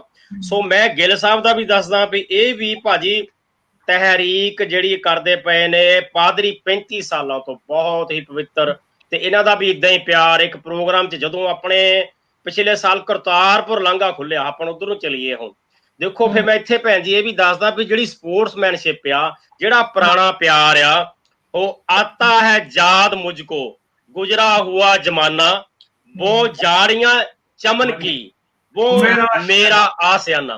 कि ਉਹ ਜਿਹੜਾ ਯਾਦ, ਜਿਹੜਾ ਪਿਆਰ ਹੈ ਆਪੇ ਫੁੱਟਦਾ ਆ। ਉਹ ਚਾਹੇ ਨਵਜੋਤ ਸਿੱਧੂ ਸੀ ਸਪੋਰਟਸਮੈਨਸ਼ਿਪ ਸੀ, ਚਾਹੇ ਇਮਰਾਨ ਸਾਹਿਬ ਦੀ ਉੱਚੀ ਸੋਚ ਸਦਕਾ ਕਰਤਾਰਪੁਰ ਦਾ ਲਾਂਘਾ ਇੰਨੀ ਦੇਰ ਬਾਅਦ ਖੁੱਲਿਆ। ਤੇ ਇਹ ਭਾਜੀ ਸਾਰੇ ਚੌਹਾਨ ਸਾਹਿਬ ਜਨਰਲ ਸੈਕਟਰੀ ਪਾਕਿਸਤਾਨ ਸਾਰੇ ਲੱਡੂ ਲੈ ਕੇ ਆਏ ਜੀ 50 ਕੁਇੰਟਲ ਇੱਥੇ ਆਪਣੇ ਜੀ ਗੁਰਦੁਆਰਾ ਸਾਹਿਬ। ਉੱਥੋਂ ਫਿਰ ਹੋਰ ਸਾਡੀ ਜਾਣਕਾਰੀ ਇਹਨਾਂ ਨੇ ਸਾਨੂੰ ਇਨਵਾਈਟ ਵੀ ਕੀਤਾ। ਸਾਂਝ ਸਾਰਿਆਂ ਨਾਲ ਹੀ ਆ, ਜਿੱਦਾਂ ਭੈਣ ਜੀ ਹੁਣੀ ਕਹਿ ਰਹੇ ਆ, ਸਾਰਿਆਂ ਨਾਲ ਸਾਂਝੇ ਹੋ ਕੇ ਚੱਲਣਾ। ਸਭ ਕੋ ਮੀਤ ਹਮ ਆਪਣੀ ਕੀਨਾ, ਹਮ ਸਭਨਾ ਕੇ ਸਾਜਨ। ਮੈਂ ਭੈਣ ਜੀ ਨੂੰ ਕਹਿੰਦਾ ਹੁੰਦਾ ਵੀ ਤੁਹਾਡੀ ਸ਼ਾਹਮੁਖੀ ਬਹੁਤ ਆਵਾਜ਼ ਵਧੀਆ, ਇਹ ਮੈਨੂੰ ਕਹਿੰਦੇ ਤੁਹਾਡੀ ਆਵਾਜ਼ ਬਹੁਤ ਵਧੀਆ ਗੁਰਮੁਖੀ। ਸੋ ਇਸ ਕਰਕੇ ਏਦਾਂ ਹੀ ਪਿਆਰ ਹੈ ਇੱਕ ਦੂਜੇ ਨਾਲ। ਤੇ ਉੱਥੋਂ ਭਾਜੀ ਹੋਰ ਪਿਆਰਾ ਅੱਗੇ ਚਲੋ, ਤੁਸੀਂ ਹੁਣ ਉਹਨਾਂ ਨਾਲ ਭੈਣ ਜੀ ਨੂੰ ਜਾਣਾ ਹੋਣਾ। ਆਪਾਂ ਇਹਨਾਂ ਨੂੰ ਥੋੜਾ ਦਈਏ ਜੀ। ਹਾਂਜੀ, ਆਪਾਂ ਸ਼ਫਾਕ ਜੀ ਨੂੰ ਪੁੱਛਦੇ ਆ ਜੀ, ਤੁਸੀਂ ਕਿਉਂਕਿ ਤੁਸੀਂ ਮੀਡੀਆ ਦੇ ਵਿੱਚ ਵੀ ਵਿਚਰਦੇ ਹੋ, ਤਾਂ ਆਪਾਂ ਪੁੱਛਾਂਗੇ ਤੁਹਾਡੀਆਂ ਯਾਦਾਂ, ਕਿਉਂਕਿ ਮੈਨੂੰ ਲੱਗਦਾ ਤੁਸੀਂ ਸ਼ਾਇਦ पंजाब वाली साइड तो तुसी दूजी वाली साइड तो कराची वाली साइड तो। अच्छा, मेरी जो खास बात रही है, जो मैं कहती हूँ ऊपर वाले ने, मैं जिनके साथ खड़ी हो जाऊंगी उनके जैसे ही लगूंगी। तो ऐसे सही बात है, सही बात है। बहन बन जाती हूँ और साथ इनकी बहन हो जाती हूँ। सेहत से मैं पंजाब की लगती हूँ, रंग से लोग या कश्मीर का समझते हैं या पेशावर का समझते हैं, और जब मैं बोलती हूँ उर्दू तो लोग मुझे समझते हैं मैं कराची की हूँ। तो ये मैं मिक्सचर हूँ, तो मेरे तो लुक में ही सारा जो पाकिस्तान का रंग है वो आ जाता है। रंग आ जाता है। चलो देखिए, आप लोगों की जो मोहब्बत है, जो हमारा जो रिलेशन है सिख बरादरी के साथ, वो बड़ा स्ट्रांग है। मुझे जितने भी सरदार मिले हैं बहुत मोहब्बत, बहुत प्यार करने वाले। अच्छा, फिर जो करतारपुर का जो स्टेप लिया हमारे प्राइम मिनिस्टर इमरान खान ने, उसके बाद से और कुर्बतें बढ़ी हमारी ना, और मोहब्बतें बढ़ी हमारी। और ये देखिए, मैं यहाँ पे खास तौर पे बोलूंगी कि ये हमारे प्राइम मिनिस्टर का एक दोस्ती की तरफ हाथ बढ़ाना, ये इकदाम एक बहुत प्यारा सा इकदाम था ना, जिसको क्रिटिसाइज किया गया। कभी कबूतर जासूस निकला पाकिस्तान का, कभी उन्होंने शोर मचाया कि वहां पे करतारपुर में सिखों के साथ जुल्म हो रहा है और ये हो रहा है। ऐसा कुछ नहीं। मुझे बाज दफा एहसास होता है, बीइंग अ जर्नलिस्ट हमें बहुत सेंसिबल होना होता है, हमें बड़ी तहकीक के साथ कोई बयान देना होता है, कुछ लिखना होता है, कुछ बोलना होता है। लेकिन मुझे इंडियन मीडिया को देखकर तरस आता है कि उनकी बचकाना हरकतें, मैंने कहा ना, जैसे कबूतर भी जासूस बन जाता है उनकी नजर में, उनको ये नजर नहीं आता कि इतना बड़ा पायलट, इतना बड़ा जहाज उतार कर अफवाज पाकिस्तान ने कितना खूबसूरती के साथ वो वापस लौटाया है आपके पायलट को, और इतनी मजेदार चाय पिलाई है कि आज भी वो चाय पीने के लिए शायद बेकरार हो जाए। तो हमारे इस खूबसूरत अमल को एक्सेप्ट करके, उसकी तायीद करके, वैसा ही करने के बजाय वो उल्टा कर रहे हैं। अच्छा, मैं यहाँ पे एक चीज और बोलूंगी जब मैं आपकी गुफ्तगू सुन रही हूँ। देखिए, भारत या इंडिया, मैं हिंदुस्तान नहीं कहती क्योंकि फिर वो लगता है कि सिर्फ हिंदुओं का है। जब भारत और इंडिया की बात होती है तो वो आप सबका है, वो सिखों का भी है, वो मुसलमानों का भी है, वो हिंदुओं का भी है, वो क्रिश्चियंस का भी है ना। ऐसा ही था ना भाई, आप कह रहे थे जमहूरी हुकूमत सबसे बड़ी जमहूरियत हिंदुस्तान में कहाँ है, क्योंकि आपने उसे सिर्फ हिंदुओं तक के लिए बना दिया। अच्छा, मेरे तो बहुत हिंदू भी दोस्त हैं। हमारा इख्तिलाफ किसी मजहब से नहीं, किसी मुल्क से नहीं, किसी अक़वाम से नहीं। हमारा इख्तिलाफ है उस आरएसएस की सोच से कि जिसकी बदौलत आज आप सब लोग परेशान हैं। आप इस फिक्र में हैं कि आपकी पहचान का क्या होगा। आप आज सोच रहे हैं कि उस वक्त फैसला क्यों नहीं किया, जब कायदे आजम मोहम्मद अली जिन्ना खड़े हुए थे। मेरा पूरा दतिहाल, मैं आपको बताऊं सरदार जी, मेरा पूरा दतिहाल आज भी हिंदुस्तान में है। और अभी 3 दिन पहले मेरे सगे फूफी के बेटे का इंतकाल हुआ। अब हम डेथ हुई उनकी, तो हम नहीं जा सकते ना, यानी कैसी आपने कैसे बाढ़ खींच दिया है। तो अगर ये समझते हैं कि किसी भी हिंदुस्तानी को देखकर गोली मारने को तैयार रहेंगे, ये सोच गलत है। इस सोच को हटाना होगा। हमें तो हटाना उस सोच को है जो आरएसएस ने प्रमोट कर दी है। और आप देखें कि यहाँ हिंदुस्तान की तरह वो जो सोच उनकी आरएसएस की है, वो चाह रहे थे कि शायद ऑस्ट्रेलिया में भी इस तरह हो जाएगा और आरएसएस के लोग मुझे भी धमकियां दे रहे हैं और मैसेजेस कर रहे हैं। आप हमें नहीं डरा सकते। एक तो हम निडर, एक तो हम बहादुर, दूसरा हम इधर ऑस्ट्रेलिया में बैठकर अभी भी हम ये धमकियां सुनेंगे या ये हम इस तरह का लहजा सुनेंगे। और आपने जब चाहा हमारे एहसासात और जज्बात से खेला। देखिए, तमाम मुसलमानों के जज्बात वाबस्ता थे बाबरी मस्जिद के साथ। मैं यहाँ खास तौर पर हाईलाइट करूंगी वो इशू। क्या किया आपने राम मंदिर का इफ्तिताह किया और इन मुल्कों में भी उसके जश्न को बड़ी बड़ी स्क्रीन लगाकर दिखाने की कोशिश की, तो हमने आवाज उठाई। और बड़े फख्र के साथ में कहूंगी, मैंने सबसे पहले आवाज उठाई। मेरे लॉयर सिडनी ने में कोशिश हुई है इसकी, सिडनी में इसको दिखाने की कोशिश हुई है जी। ब्लैक टाउन काउंसिल से परमिशन लेकर वहां पे उनके मेयर को नहीं पता था कि इसकी क्या मतलब। देखें, कश्मीर पर आपका बयान नहीं आता। कश्मीर पर आप कहते हैं डिस्प्यूट है, मतलब बहुत तनाजा है। पॉलिटिशियंस ऑस्ट्रेलिया के इसके ऊपर बयान नहीं देते क्योंकि इतना इंडियंस कम्युनिटी का इन्फ्लुएंस था उन पे। हमने कहा ठीक है आप ना दे बयान, लेकिन हम तो बोलेंगे ना, हमें आजादी है कि हम राय का इजहार करें। लेकिन जब मैंने देखा बड़ी स्क्रीन लगाकर और सेलिब्रेशन हो रही है राम मंदिर की, तब फिर मैंने आवाज उठाई, मैंने लाइव शो किया। लेकिन आप यहाँ पे मैं कहूंगी, मैं खराज तहसीन पेश करती हूँ ब्लैक टाउन काउंसिल को। फौरन अपोलोजाइज किया उन्होंने, रिटर्न में अपोलोजाइज मेयर का मेरे पास आया और उन्होंने कहा कि हमें अंधेरे में रखा गया, हमें बताया नहीं गया कि कितना बड़ा तनाज़ है या इससे कितना दुख पहुंचेगा मुस्लिम कम्युनिटी को। उन्होंने यानी आप कहते हैं कि ये आप गोरों के या गैर मज़ाहिब या इस तरह के लोगों में जिनसे हमारे वतन के ताल्लुक, मेरा और आपका तो रिलेशन होगा, इनका तो नहीं है हमसे रिलेशन, हम तो बहुत दूर बैठे थे इनसे। लेकिन ये हमारे हुकूक के पासदार बन जाते हैं, हमारे जज्बात का एहसास करते हैं। मुझे हैरत ये होती है कि आपको ये सवाल या मुसलमानों को ये सवाल करना क्यों पड़ रहा है, जबकि वो इंडिया आपका भी तो है ना, भारत आपका भी तो है ना, आपका खून पसीना उसमें शामिल है, आपके बुजुर्गों की मेहनत और काविशें उसमें शामिल हैं।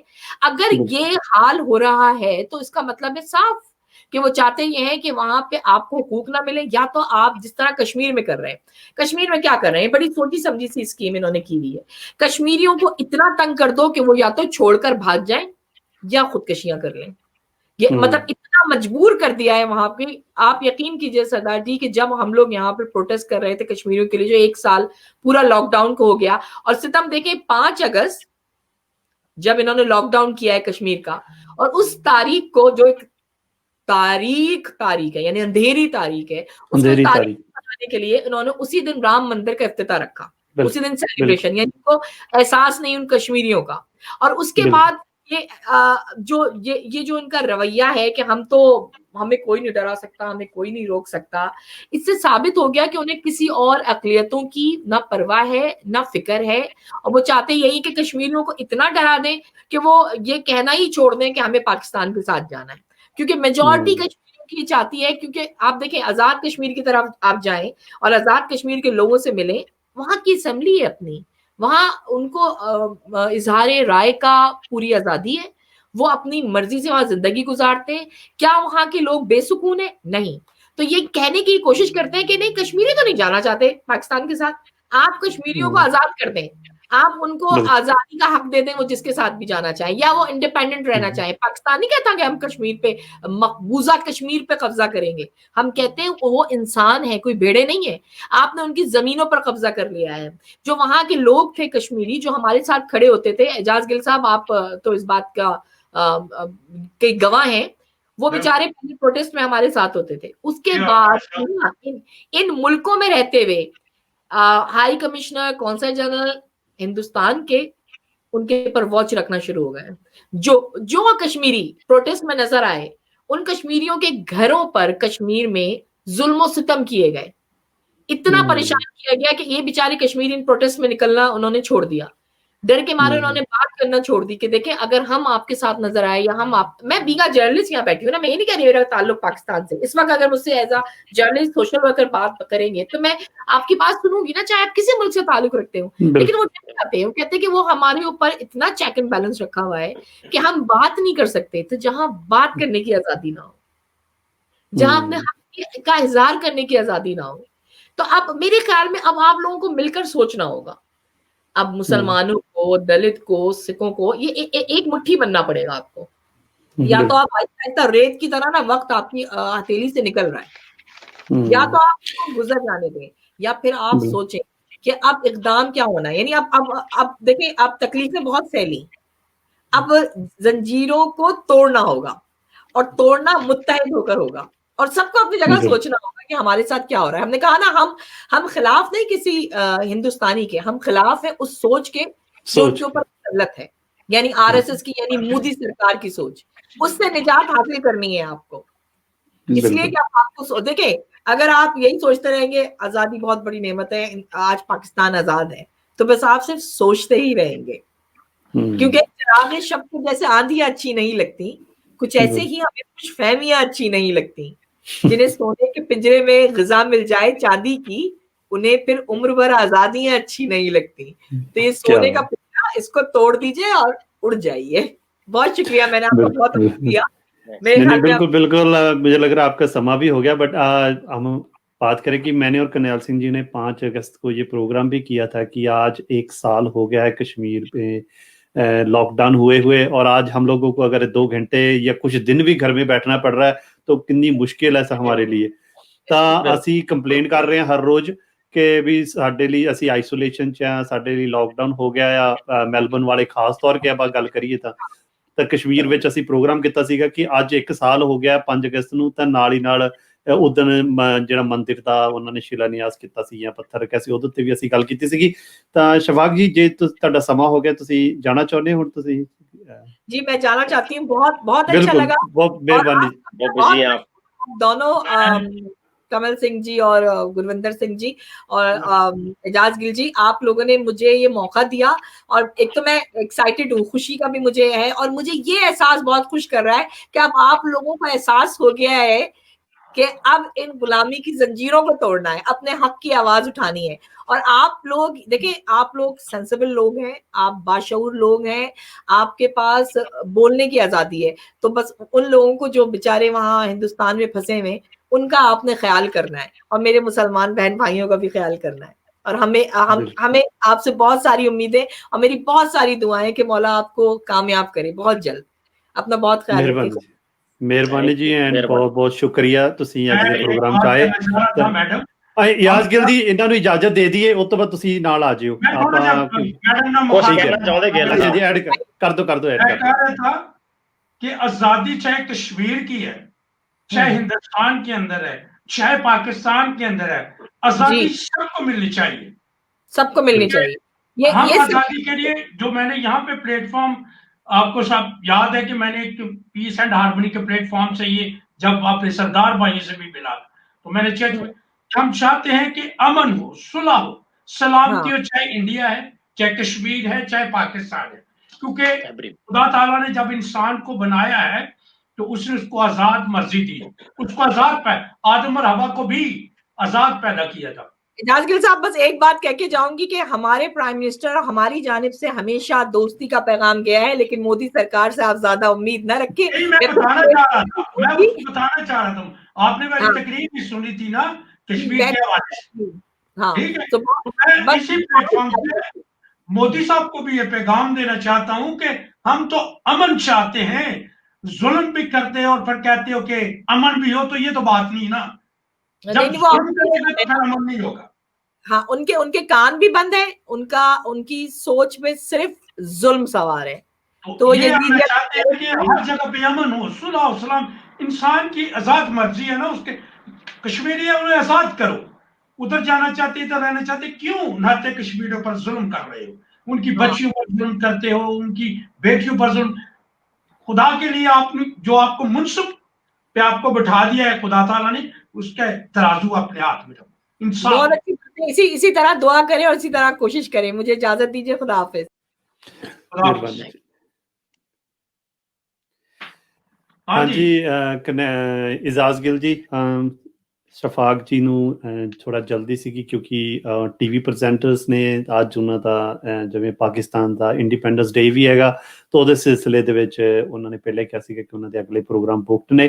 ਫਿਰ ਵੀ ਉਹ ਆਪਣੇ ਸਮਾਂ 'ਚੋਂ ਜਿਹੜਾ ਟਾਈਮ ਕੱਢ ਕੇ ਆਏ, ਸਾਡੇ ਨਾਲ ਆਪਣੇ ਵਿਚਾਰ ਸ਼ੇਅਰ ਕੀਤੇ, ਤਾਂ ਬਹੁਤ ਬਹੁਤ ਮਿਹਰਬਾਨੀ। ਤੇ ਨਾਲੇ ਬਹੁਤ ਵਧੀਆ ਉਹਨਾਂ ਨੇ ਜਿਹੜੀਆਂ ਗੱਲ ਇੰਡੀਪੈਂਡੈਂਸ ਦੀਆਂ ਆਜ਼ਾਦੀ ਦੇ ਨੂੰ ਨਾਲ ਰਿਲੇਟਡ ਕੀਤੀਆਂ ਨੇ, ਭਾਵੇਂ ਕਸ਼ਮੀਰੀਆਂ ਨੂੰ ਲੈ ਕੇ ਹੋ ਗਈ, ਪੰਜਾਬੀਆਂ ਨੂੰ ਹੋ ਗਈ, ਭਾਵੇਂ ਕਿਸੇ ਵੀ ਹੋਰ ਸਿੱਖ ਕਮਿਊਨਿਟੀ ਨੂੰ ਲੈ ਕੇ ਹੋ ਗਈ, ਤਾਂ ਬਹੁਤ ਵਧੀਆ ਉਹਨਾਂ ਨੇ ਗੱਲਾਂ ਕਹੀਆਂ ਨੇ।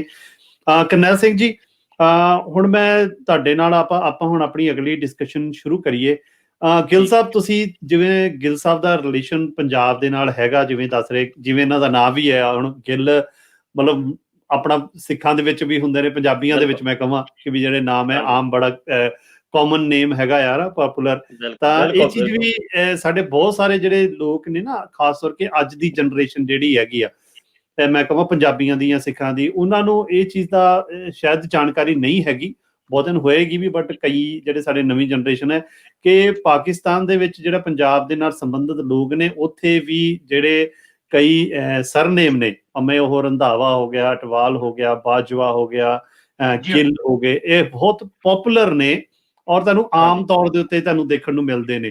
ਤਾਂ ਇੱਥੋਂ ਇਹ ਪਤਾ ਲੱਗਦਾ ਕਿ ਕਮਿਊਨਿਟੀ ਇੱਕ ਹੁੰਦੀ ਸੀਗੀ, ਇਹ ਪੰਜਾਬ ਇੱਕ ਸੀਗਾ, ਤੇ ਇੱਥੇ ਜਿਹੜੇ ਲੋਕ ਸੀਗੇ, ਭਾਵੇਂ ਉਹਨਾਂ ਦੇ ਧਰਮ ਵੱਖਰੇ ਹੋਣ, ਉਹਨਾਂ ਦਾ ਫਸਟ ਨੇਮ ਜਿਹੜਾ ਆ ਉਹ ਵੱਖਰਾ ਹੋ ਸਕਦਾ ਆ, ਕਿ ਬਈ ਕੋਈ ਬਟ ਉਹਨਾਂ ਦੇ ਜਿਹੜੇ ਲਾਸਟ ਨੇਮ ਜਿਹਨੂੰ ਆਪਾਂ ਕਹਿੰਦੇ ਕਿ ਜਿਹੜੇ ਇੱਕ ਸਿੰਘ ਤੋਂ ਬਾਅਦ ਜਿਹੜੇ ਲਾਉਂਦੇ ਨੇ, ਜਿਵੇਂ ਗਿੱਲ ਹੋ ਗਿਆ, ਰੰਧਾਵਾ ਹੋ ਗਿਆ, ਉਹ ਕਾਮਨ ਹੁੰਦੇ ਸੀਗੇ ਪਿੱਛੇ ਦੇ। ਜਿਨ੍ਹਾਂ ਨੇ ਤਾਂ ਚਲੋ ਸਿੱਖੀ ਵੱਲ ਆ ਗਏ, ਉਹਨਾਂ ਦੇ ਉਹ ਨਾਂ ਵੀ ਉਹਨਾਂ ਨੇ ਸਿੰਘ ਵੱਲ ਚਲੇ ਗਏ, ਬਟ ਜਿਹੜੇ ਸਾਡੇ ਮੁਸਲਿਮ ਭਰਾ ਸੀਗੇ, ਉਹ ਜਿਵੇਂ ਇਜਾਜ਼ ਗਿੱਲ ਜੀ ਹੋ ਗਏ, ਠੀਕ ਹੈ ਨਾ, ਚਲੋ ਇਹ ਆਪਣਾ ਪ੍ਰੈਕਟਿਸ ਕਰਦੇ ਨੇ ਆਪਣਾ ਰਿਲੀਜਨ। ਤਾਂ ਹੋਰ ਵੀ ਸਾਡੇ ਨਾਲ ਜਿਹੜੇ ਕਈ ਧਰਮ ਮਿਲਦੇ ਨੇ, ਜਿਵੇਂ ਪਾਕਿਸਤਾਨ ਦੇ ਜਨਰਲ ਹੋ ਗਏ, ਉਹਨਾਂ ਦਾ ਨਾਮ ਵੀ ਬਾਜਵਾ ਲੱਗਦਾ ਹੈ। ਤਾਂ ਇਹ ਨਾਮ ਬੜੇ ਕਾਮਨ ਨੇ। ਗਿੱਲ ਸਾਹਿਬ, ਤੁਸੀਂ ਜਿਵੇਂ ਦੱਸਿਆ ਕਿ ਤੁਹਾਡੇ ਨਾਲ ਹੋਰ ਵੀ ਸੰਬੰਧਿਤ ਲੋਕ ਹੋਣਗੇ, ਹੋਰ ਤੁਸੀਂ ਦੱਸੋ, ਤੁਸੀਂ ਕਿੱਦਾਂ ਆਪਣੇ ਆਪ ਨੂੰ ਕਨੈਕਟ ਕਰਦੇ ਹੋ ਪੰਜਾਬ ਦੇ ਨਾਲ, ਕਿ ਈਸਟ ਵੈਸਟ ਪੰਜਾਬ ਨੂੰ ਤੁਸੀਂ ਕਿੱਦਾਂ ਕਨੈਕਟ ਕਰਦੇ ਹੋ, ਕਿੱਦਾਂ ਤੁਸੀਂ ਦੇਖਦੇ ਹੋ? ਮੈਂ ਤੇ ਇੰਜ ਵੇਖਣਾ ਕਿ ਬਈ ਅੱਧੇ ਉੱਥੇ ਨੇ ਤੇ ਅੱਧੇ ਇੱਥੇ ਬੈਠੇ ਹੋਏ ਨੇ। ਜਿਸ ਤਰ੍ਹਾਂ ਮੈਂ ਪਹਿਲੋਂ ਕਿਹਾ ਕਿ ਜਦੋਂ ਇਹ ਬਟਵਾਰਾ ਹੋ ਗਿਆ ਤੇ ਕੁਝ ਉਸ ਬਣੇ ਰਹਿ ਗਏ, ਕੁਝ ਉਸ ਬਣੇ, ਲੇਕਿਨ ਮੈਂ ਹਮੇਸ਼ਾ ਇਹ ਗੱਲ ਕਰਨਾ ਕਿ ਯਾਰ ਇਹ ਰਸਤੇ ਖੁੱਲਣੇ ਚਾਹੀਦੇ, ਇੱਕ ਦੂਜੇ ਨੂੰ ਮਿਲਣ ਨੂੰ ਦਿਲ ਕਰਦਾ ਹੈ। ਤੁਸੀਂ ਯਕੀਨ ਕਰੋ ਸਰਦਾਰ ਜੀ, ਕਦੀ ਕਦੀ ਮੈਂ ਬਹੁਤ ਦੇਰ ਪਹਿਲੋਂ ਮੇਰੇ ਤਾਇਆ ਸੀ, ਉਹ ਕਰਤਾਰ ਸਿੰਘ ਸੀ, ਤੋਂ ਫਿਰ ਉਹਨਾਂ ਨੇ ਸ਼ਾਟ ਚਲਾ ਦਿੱਤੇ। ਉਹਦੇ ਪੁੱਤਰ ਨੇ ਕੇਸ ਕੀਤਾ ਸੀ ਕਿ ਅਸੀਂ ਮਾਈਗ੍ਰੇਟ ਕਰਨਾ ਚਾਹੁੰਦੇ ਹਾਂ, ਉਸ ਧਰਤੀ ਨੂੰ ਵੇਖਣਾ ਚਾਹੁੰਦੇ ਜਿਹੜੀ ਮੇਰੇ ਬਾਉਜਦਾਦ ਦੀ ਧਰਤੀ ਸੀ। ਇਸ ਲਈ ਮੈਨੂੰ ਇਹ ਯਾਦ ਗੱਲ ਆਉਂਦੀ ਹੈ ਕਿ ਜਦੋਂ ਸਾਡੇ ਉਸ ਪੇਜ ਦੇ ਮੁਤਾਬਿਕ ਇਹ ਮੇਰੀ ਭੈਣ ਚਲੀ ਗਈ ਜਾਫਰੀ, ਉਹ ਵੀ ਸ਼ਾਇਦ ਇਸ ਗੱਲ ਨੂੰ ਸਮਝਦੀ ਕਿ ਜਦੋਂ ਹਜ਼ਰਤ ਯੂਸੁਫ ਅਲੈਹਿਸਲਾਮ ਜਿਹੜਾ ਸੀ ਮਿਸਰ ਦੇ ਵਿੱਚ ਚਲਾ ਗਿਆ ਗੁਲਾਮੀ 'ਚ, ਤੇ ਉੱਥੇ ਕਾਲ ਪੈ ਗਿਆ, ਤੇ ਹਜ਼ਰਤ ਯਕੂਬ ਤੇ ਉਹਦੇ ਪੁੱਤਰ ਉੱਥੇ ਗਏ ਨੇ, ਤੇ ਯੂਸਫ ਜਿਹੜਾ ਸੀ ਉੱਥੋਂ ਉਸ ਵਕਤ ਦਾ ਵਜ਼ੀਰ ਆਜ਼ਮ ਸੀ, ਬਾਦਸ਼ਾਹ ਸੀ, ਤੇ ਉਹਦਾ ਪਿਓ ਮਰਨ ਵਾਲਾ ਸੀ, ਤੇ ਉਹਦੇ ਪਿਓ ਨੇ ਉਹਦੀ ਰਾਨ ਫੜ ਲਈ, ਉਹਨੂੰ ਕਹਿੰਦਾ ਮੈਨੂੰ ਇੱਥੇ ਨਾ ਦਫਨ ਕਰ, ਮੈਨੂੰ ਮੇਰੇ ਬਾਪ ਦੇ ਗੁਲਿਸਤਾਨ 'ਚ ਲੈ ਜਾ। ਅੱਜ ਵੀ ਅਸੀਂ ਆਨੇ ਕਿ ਜਿੱਥੇ ਸਾਡੇ ਬਾਉਜਦਾਦ ਦੀਆਂ ਹੱਡੀਆਂ ਨੇ, ਅਸੀਂ ਉੱਥੇ ਇਕੱਠੇ ਹੋਈਏ, ਲੇਕਿਨ ਹਾਲਾਤ ਨੇ ਇੰਜ ਕਰ ਛੱਡਿਆ ਕਿ ਸਮਝ ਲੱਗਦੀ ਆਪਣੇ ਲੈਵਲ ਤੇ ਇਹਨਾਂ ਦੀਆਂ ਮੁਸ਼ਕਿਲਾਤ ਨੇ, ਲੇਕਿਨ ਜਿਹੜੇ ਸਾਡੇ ਰਿਸ਼ਤੇ ਨੇ, ਜਿਹੜੇ ਸਾਡਾ ਪਿਆਰ ਆ, ਉਹਨਾਂ 'ਚ ਸਾਨੂੰ ਬਚਣਾ ਚਾਹੀਦਾ, ਤੇ ਉਹ ਜਿਹੜੇ ਅਸੀਂ ਨਹੀਂ ਬਚਣ ਦੇ। ਬਿਲਕੁਲ ਬਿਲਕੁਲ। ਕਰਨੈਲ ਸਿੰਘ ਜੀ, ਤੁਸੀਂ ਕੁਛ ਐਡ ਕਰ ਲਓ।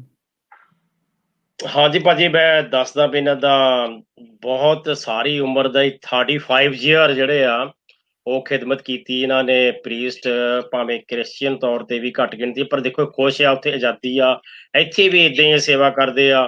ਤੇ ਇਹਨਾਂ ਨੇ ਪਿੱਛੇ ਵੀ ਹਰ ਵਕਤ ਆਵਾਜ਼ ਉਠਾਉਂਦੇ ਰਹਿੰਦੇ ਆ, ਕੋਈ ਵੀ ਸੋਸ਼ਲ ਹੋਵੇ ਐਜ ਏ ਪ੍ਰੀਸਟ, ਤੇ ਚੰਗੇ ਪਾਸੇ ਹਰੇਕ ਲੁਕਾਈ ਦਾ, ਜਿੱਦਾਂ ਆਪਣੇ ਆਉਂਦਾ ਹਰੇਕ ਦਾ ਭਲਾ ਹੀ ਸੋਚਦੇ ਆ।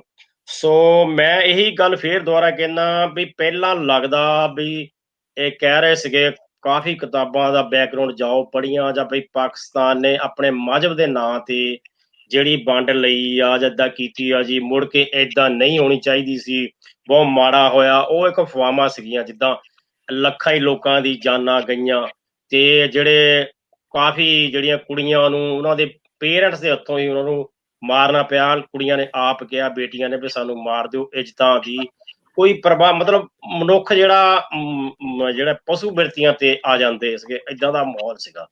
ਹੁਣ ਇਹ ਦੇਖਿਆ ਜਾਵੇ ਤਾਂ ਉਹ ਲੱਗਦਾ ਆ ਜਿੱਦਾਂ ਦੀਆਂ ਹੁਣ ਗੱਲਾਂ ਮਜ਼ਹਬਾਂ ਦੀਆਂ ਹੋਣ ਲੱਗੀਆਂ ਆ, ਚਾਹੇ ਇੰਡੀਆ 'ਚ ਹੋਣ ਚਾਹੇ ਕਿਤੇ ਵੀ ਹੋਣ, ਤੇ ਇੱਕ ਮਜ਼ਹਬ ਦਾ ਹੀ ਸਾਰਾ ਰਾਸ਼ਟਰ ਜਿਹੜਾ ਉਹੀ ਇੱਥੇ ਰਹੂਗਾ, ਬਾਕੀ ਨਹੀਂ ਰਹਿ ਸਕਦੇ।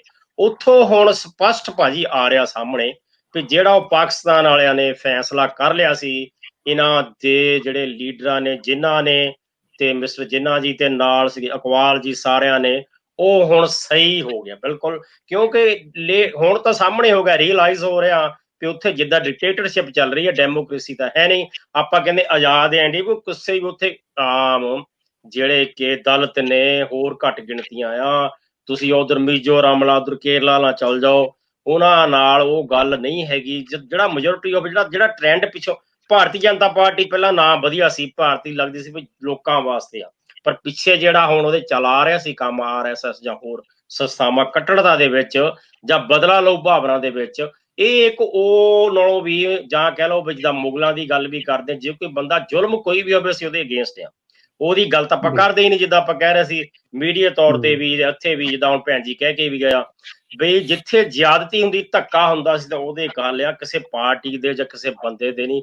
ਜਿਹੜਾ ਉਹ ਧੱਕਾ ਕਰ ਰਿਹਾ ਸ਼ਰੇਆਮ ਮੂੰਹ ਬਣਾ ਕੇ ਲੋਕਾਂ ਨੂੰ ਕੁੱਟਦੇ ਆ ਜ਼ਬਰਦਸਤੀ, ਜਿਹੜੇ ਕਿ ਉੱਥੇ ਹੋ ਰਹੀਆਂ ਕੁੜੀਆਂ ਦੇ ਨਾਲ ਬਲਾਤਕਾਰ, ਏਦਾਂ ਦੀਆਂ ਘਟਨਾਵਾਂ ਹੁਣ ਡੇ ਬਾਏ ਡੇ ਵੱਧ ਰਹੀਆਂ, ਤੇ ਕੋਈ ਰਿਪੋਰਟਾਂ ਵੀ ਨਹੀਂ ਲਿਖ ਰਿਹਾ। ਜੇ ਕੋਈ ਪੱਤਰਕਾਰ ਜਾਂਦੇ ਆ, ਜੇ ਉਹਦੇ ਨਾਂ ਦੇ ਨਾਲ ਏਦਾਂ ਦਾ ਨਾਂ ਲੱਗਾ ਵੀ ਸ਼ਾਹਿਦ ਕੈਂਬਰਿਜ ਦਾ, ਹੁਣ ਉਹ ਆ ਕੋਈ ਜਾਂ ਹੋਰ ਆ, ਉਹਨਾਂ ਨੂੰ ਦੇ ਉੱਤੇ ਤੁਸੀਂ, ਜਾਂ ਏਦਾਂ ਹੁਣ ਪੰਜਾਬ ਦੇ ਲੈ ਲਓ, ਤੁਸੀਂ ਕੋਈ ਗੱਲ ਨਹੀਂ, ਗੱਲ ਤਾਂ ਕਰਨ ਦਿਓ, ਕੀ ਹੋ ਚੱਲਿਆ, ਕੋਈ ਆਜ਼ਾਦੀ ਦੀ ਗੱਲ ਕਰਦਾ ਤਾਂ ਉਹਨਾਂ ਦੀ ਗੱਲ ਸੁਣੋ ਬੈਠ ਕੇ ਵੀ ਕੀ ਚਾਹੁੰਦੇ ਆ, ਬੈਠ ਕੇ ਭਰਾਵਾਂ ਨਾਲ। ਸੋ ਇਹ ਗੱਲ ਜਿਹੜੀ ਸੀ ਹੁਣ ਟੋਟਲੀ, ਮੈਂ ਭਾਜੀ ਇਹੀ ਕਹਿੰਦਾ, ਗਿੱਲ ਸਾਹਿਬ ਵੀ ਜਿੱਦਾਂ ਅੱਗੋਂ ਦੱਸ ਦੂਗੇ, ਤੁਸੀਂ ਵੀ ਦੱਸਿਓ ਵੀ ਹੁਣ ਤਾਂ ਇਹ ਪ੍ਰਤੱਖ ਨੂੰ ਪ੍ਰਮਾਣ ਨਹੀਂ ਸਾਹਮਣੇ ਆ ਰਿਹਾ ਵੀ ਇਹ ਹੋਣਾ ਸੀਗਾ, ਤੇ ਅੱਗੋਂ ਜ਼ਿਆਦਾ ਵੀ ਹੋ ਸਕਦਾ। ਜਿੰਨੀ ਇਹ ਜ਼ਿਆਦਾ ਤੰਗੀ ਕਰੂਗੇ, ਹਰੇਕ ਕੋਈ ਚਾਹੂਗਾ ਵੀ ਅਸੀਂ ਇੱਥੇ ਇਹਨਾਂ ਦੇ ਨਾਲ ਇੰਨੇ ਧੱਕੇ ਦੇ ਵਿੱਚ ਡਿਕਟੇਟਰਸ਼ਿਪ ਨਹੀਂ ਰਹਿਣਾ।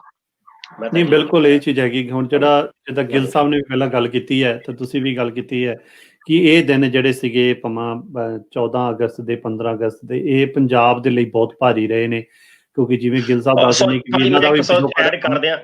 ਹਾਂਜੀ ਭਾਜੀ ਸੌਰੀ, ਇਹ ਉਹ ਗੱਲ ਸੀਗੀ ਵੀ ਜਿੱਦਾਂ ਅਸੀਂ ਹੈਗੇ ਆ ਯਕੀਨ ਵਾਲੇ, ਜਿੱਦਾਂ ਹੁਣ ਭੈਣ ਜੀ ਹੁਣੀ ਕਹਿ ਗਏ ਆ ਵੀ ਤੁਸੀਂ ਕਿਸੇ ਤੋਂ ਮੋਦੀ ਜਾਂ ਕਿਸੇ ਤੋਂ, ਅਸੀਂ ਕਿਸੇ ਤੋਂ ਯਕੀਨ ਨਹੀਂ ਰੱਖਣ ਵਾਲੇ। ਸਿੱਖਾਂ ਦੀ ਗੱਲ ਇੱਕ ਵੱਖਰੀ ਆ, ਰਾਜ ਵੀ ਦੇਖ ਲਓ, ਇਹਨਾਂ ਦਾ ਧਰਮ ਵੀ ਦੇਖੋ। ਅਸੀਂ ਤਾਂ ਇੱਕ ਅਕਾਲ ਪੁਰਖ ਤੇ ਯਕੀਨ ਕਰਦੇ ਆ, ਉਸ ਅਕਾਲ ਪੁਰਖ ਦੇ ਯਕੀਨ ਨਾਲ ਸਾਰੇ ਭਰਾਵਾਂ ਤੇ, ਚਾਹੇ ਉਹ ਹਿੰਦੂ ਭਰਾ ਸੀ ਉਸ ਵੇਲੇ, ਚਾਹੇ ਕੋਈ ਵੀ ਸੀ, ਹੱਲੇ ਵੀ ਅਸੀਂ ਉਹਨਾਂ ਤੇ ਯਕੀਨ ਕਰ ਲਿਆ। ਅਸੀਂ ਵਫਾਦਾਰ ਕੌਮ ਆ, ਇਸ ਕਰਕੇ ਮੈਂ ਇੱਥੇ ਇਹ ਵੀ ਦੱਸਣਾ ਚਾਹੁੰਦਾ ਵੀ ਅਸੀਂ ਏਦਾਂ ਦੀ ਕੋਈ ਗੱਲ ਨਹੀਂ ਹੈਗੀ ਬਈ ਵਫਾਦਾਰੀ ਦਾ ਜਿਹੜਾ ਨਜਾਇਜ਼ ਫਾਇਦਾ ਧੱਕਾ ਸਾਡੇ ਨਾਲ ਹੋ ਰਿਹਾ, ਉਹਦੀ ਜਿਹੜੀ ਗੱਲ ਦੀ ਅਸੀਂ ਗੱਲ ਕਰਦੇ ਪਏ। ਨਹੀਂ, ਬਿਲਕੁਲ ਜੀ।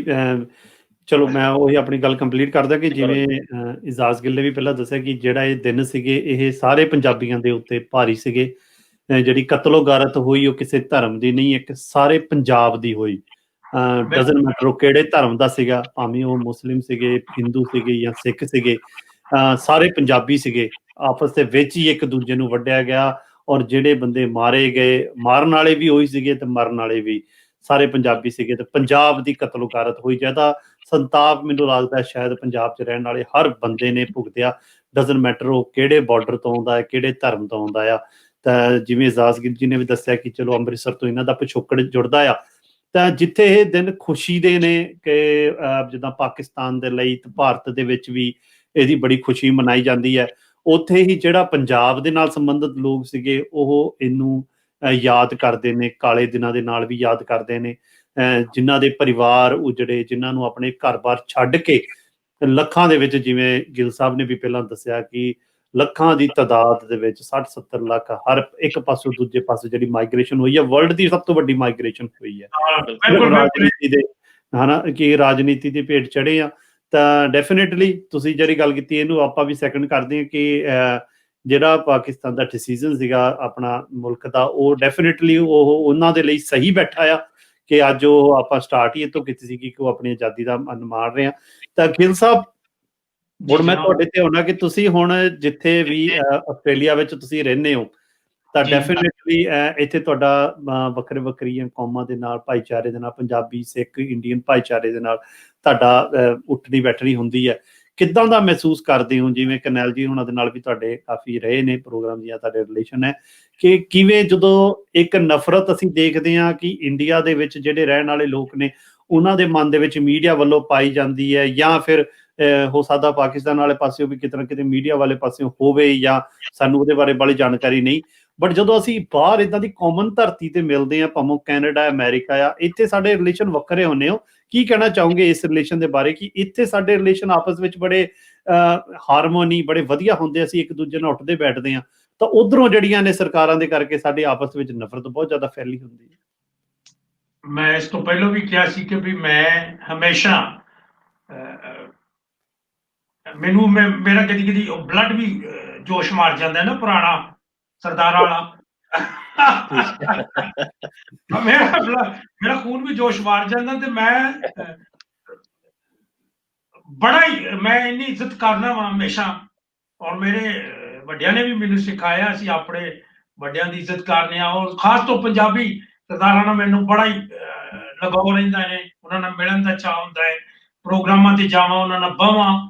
ਮੈਂ ਜਿਹੜਾ ਆਪਣਾ ਮੇਰੇ ਲਾਗੇ ਆਪਣਾ ਗੁਰਦੁਆਰਾ DSP ਵਾਲਾ, ਹਾਂ, ਮੈਂ ਉੱਥੇ ਗਿਆ 2 ਵਾਰ ਪ੍ਰੋਗਰਾਮਾਂ ਤੇ, ਉਹਨਾਂ ਨੇ ਮੈਨੂੰ ਸੱਦਿਆ, ਮੈਂ ਗਿਆ ਵਾਂ। ਫਿਰ ਸਰਦਾਰ ਜੀ ਨੂੰ ਮੈਂ ਚਰਚ ਵਿੱਚ ਬੁਲਾਇਆ, ਇਹ ਆਏ ਸਾਰੇ, ਤੇ ਇਹ ਇੱਕ ਮੁਹੱਬਤਾਂ ਨੇ, ਇੱਕ ਪਿਆਰ ਹੈ, ਠੀਕ ਹੈ, ਆਪਣਾ ਆਪਣਾ ਜੋ ਵੀ ਹੈ। ਲੇਕਿਨ ਇੱਕ ਇਨਸਾਨੀ ਮਜ਼ਹਬ ਜਿਹੜਾ ਹੈ ਉਹਨੂੰ ਤਾਂ ਪਹਿਲਾਂ ਵੇਖੀ, ਇਨਸਾਨੀਅਤ ਦੀ ਅਸੀਂ ਕਦਰ ਨਹੀਂ ਕਰਦੇ ਤੇ ਮਜ਼ਹਬ ਅਸੀਂ ਅੱਗੇ ਰੱਖ ਲੈਂਦੇ। ਮਤਲਬ ਪਹਿਲਾਂ ਤਾਂ ਇਹ ਕਿ ਇਨਸਾਨ ਦੀ ਕਦਰ ਕਰੋ ਜਿਹਨੂੰ ਉਸ ਜ਼ਾਤ ਨੇ ਬਣਾਇਆ, ਪੈਦਾ ਕੀਤਾ। ਮੈਂ ਥੋੜਾ ਜਿਹਾ ਮਤਲਬ ਕਦੀ ਕਦੀ ਸਾਨੂੰ ਸ਼ਿਕਵਾ ਵੀ ਹੁੰਦਾ ਹੈ ਪਾਕਿਸਤਾਨ ਦੇ ਵਿੱਚ ਰਹਿ ਕੇ, ਇਹ ਨਹੀਂ ਕਿ ਨਹੀਂ ਹੈ ਸ਼ਿਕਵਾ, ਮੁਸ਼ਕਲਾਤ ਆਉਂਦੀਆਂ ਨੇ। ਹਾਲਾਂਕਿ ਤੁਹਾਨੂੰ ਵੀ ਪਤਾ ਹੈ ਕਿ ਅਸੀਂ ਪੰਜਾਬ ਦੇ ਵਿੱਚ, ਬਲੋਚਿਸਤਾਨ 'ਚ, ਸੂਬਾ ਸਰਹੱਦ 'ਚ, ਸਿੰਧ 'ਚ ਸਾਡੀ ਕ੍ਰਿਸਚਨ ਕਮਿਊਨਿਟੀ ਨੇ ਬੜਾ ਕੰਟਰੀਬਿਊਸ਼ਨ ਕੀਤਾ ਹੈ ਐਜੂਕੇਸ਼ਨ ਦੇ ਹਵਾਲੇ ਨਾਲ, ਹੈਲਥ ਦੇ ਹਵਾਲੇ ਨਾਲ। ਉਹ ਭੈਣ ਚਲੀ ਗਈ, ਨਹੀਂ ਤੇ ਮੈਂ ਮਤਲਬ ਇਹ ਸਾਡਾ ਕੰਟਰੀਬਿਊਸ਼ਨ ਹੈ ਪਾਕਿਸਤਾਨ ਦੇ ਵਿੱਚ।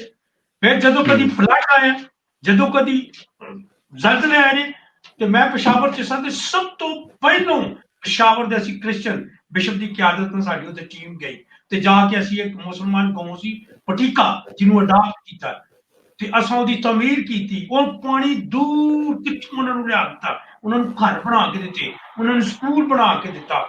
ਸਾਡੀ ਕੰਟਰੀਬਿਊਸ਼ਨ ਹੈ। ਅਸੀਂ ਇਸ ਲਈ ਫਖਰ ਕਰਨੇ ਆ ਕਿ ਅਸੀਂ ਇਹਨੂੰ, ਠੀਕ ਹੈ, ਪਾਕਿਸਤਾਨ ਅਸੀਂ ਜਦੋਂ ਬਣਾਇਆ ਤੇ ਫਿਰ ਸਾਡੀ ਕੰਟਰੀਬਿਊਸ਼ਨ ਸੀ ਸਾਡੇ ਵੱਡਿਆਂ ਦੀ। ਲੇਕਿਨ ਕਦੀ ਕਦੀ ਬੜਾ ਹੀ ਦੁੱਖ ਹੋ ਜਾਂਦਾ ਕਿ ਸਰਦਾਰ ਕਿ ਯਾਰ ਤੁਸੀਂ ਨਹੀਂ ਲਾਈਫ ਕਰੋ, ਤੁਸੀਂ ਉਸ ਗੱਲ ਨੂੰ ਮੰਨੋ। ਯਾਰ ਅਸੀਂ ਤੁਹਾਡੇ ਨਾਲ ਖਲੋਤੇ ਹਰ ਤਰੀਕੇ ਦੇ ਨਾਲ, ਜਿਸ ਤਰ੍ਹਾਂ ਮੈਂ ਪਹਿਲਾਂ ਕਿਹਾ ਹਿਸਟਰੀ ਹੈ। ਉਹ SP ਸਿੰਘਾਂ ਨੇ ਕਿਹਾ ਸੀ ਕਿ ਵੀ ਅਸੀਂ ਪਾਕਿਸਤਾਨ ਦੇ ਹੱਕ ਚੋਂ ਨਾ, ਪੰਜਾਬ ਦੇ ਹੱਕ ਚੋਂ ਨਾ ਵੋਟ ਦਿੱਤਾ, ਨਹੀਂ ਤੇ ਪੰਜਾਬ ਤੇ ਤੁਹਾਡੇ ਨਾਲ ਲੱਗਾ ਹੋਣਾ, ਇੰਡੀਆ ਨਾਲ ਲੱਗਾ ਹੋਣਾ। ਉਹਨੂੰ ਜਦੋਂ ਪਿੱਛੋਂ ਆਵਾਜ਼ ਦਿੱਤੀ ਚੀਜ਼ਾਂ ਛੱਡਦੇ ਆ ਕਿ ਬਈ पाकिस्तान मांगोगे तो तुम्हें कब्र समोने, फिर वापस होके मुंह किया कि पाकिस्तान बनाएंगे, सीने में गोली खाएंगे। तो मैं असी हमेशा कभी कभी मेरे इतने भी कुछ लोग है नहीं, लेकिन मैं कोशिश करना कि नहीं यार एक दूजे नाल असी सुलह सलामती, ये साडा पैगाम साडे मुल्कां च भी जावे यार, कि असी सुलह सलामती करने कि सानू इंडिया च या पाकिस्तान च या कश्मीर च भी चाहिए कि सुलह सलामती हो, अमन होवे। ये मेरा पैगाम है और इसे प्लेटफॉर्म में लैके ते अगे भी चलना पिया वा और चलता रहांगा जिन तक मेरे जिंदगी के सांस ने। मैं इन्हू अगे बढ़ाता रहना कि एक दूजे नाल मेल मिलाप, एक दूजे का एहतराम करिए। मजहब अपनी जगह जो है, लेकिन पहले सानू इंसानियत की कदर करनी।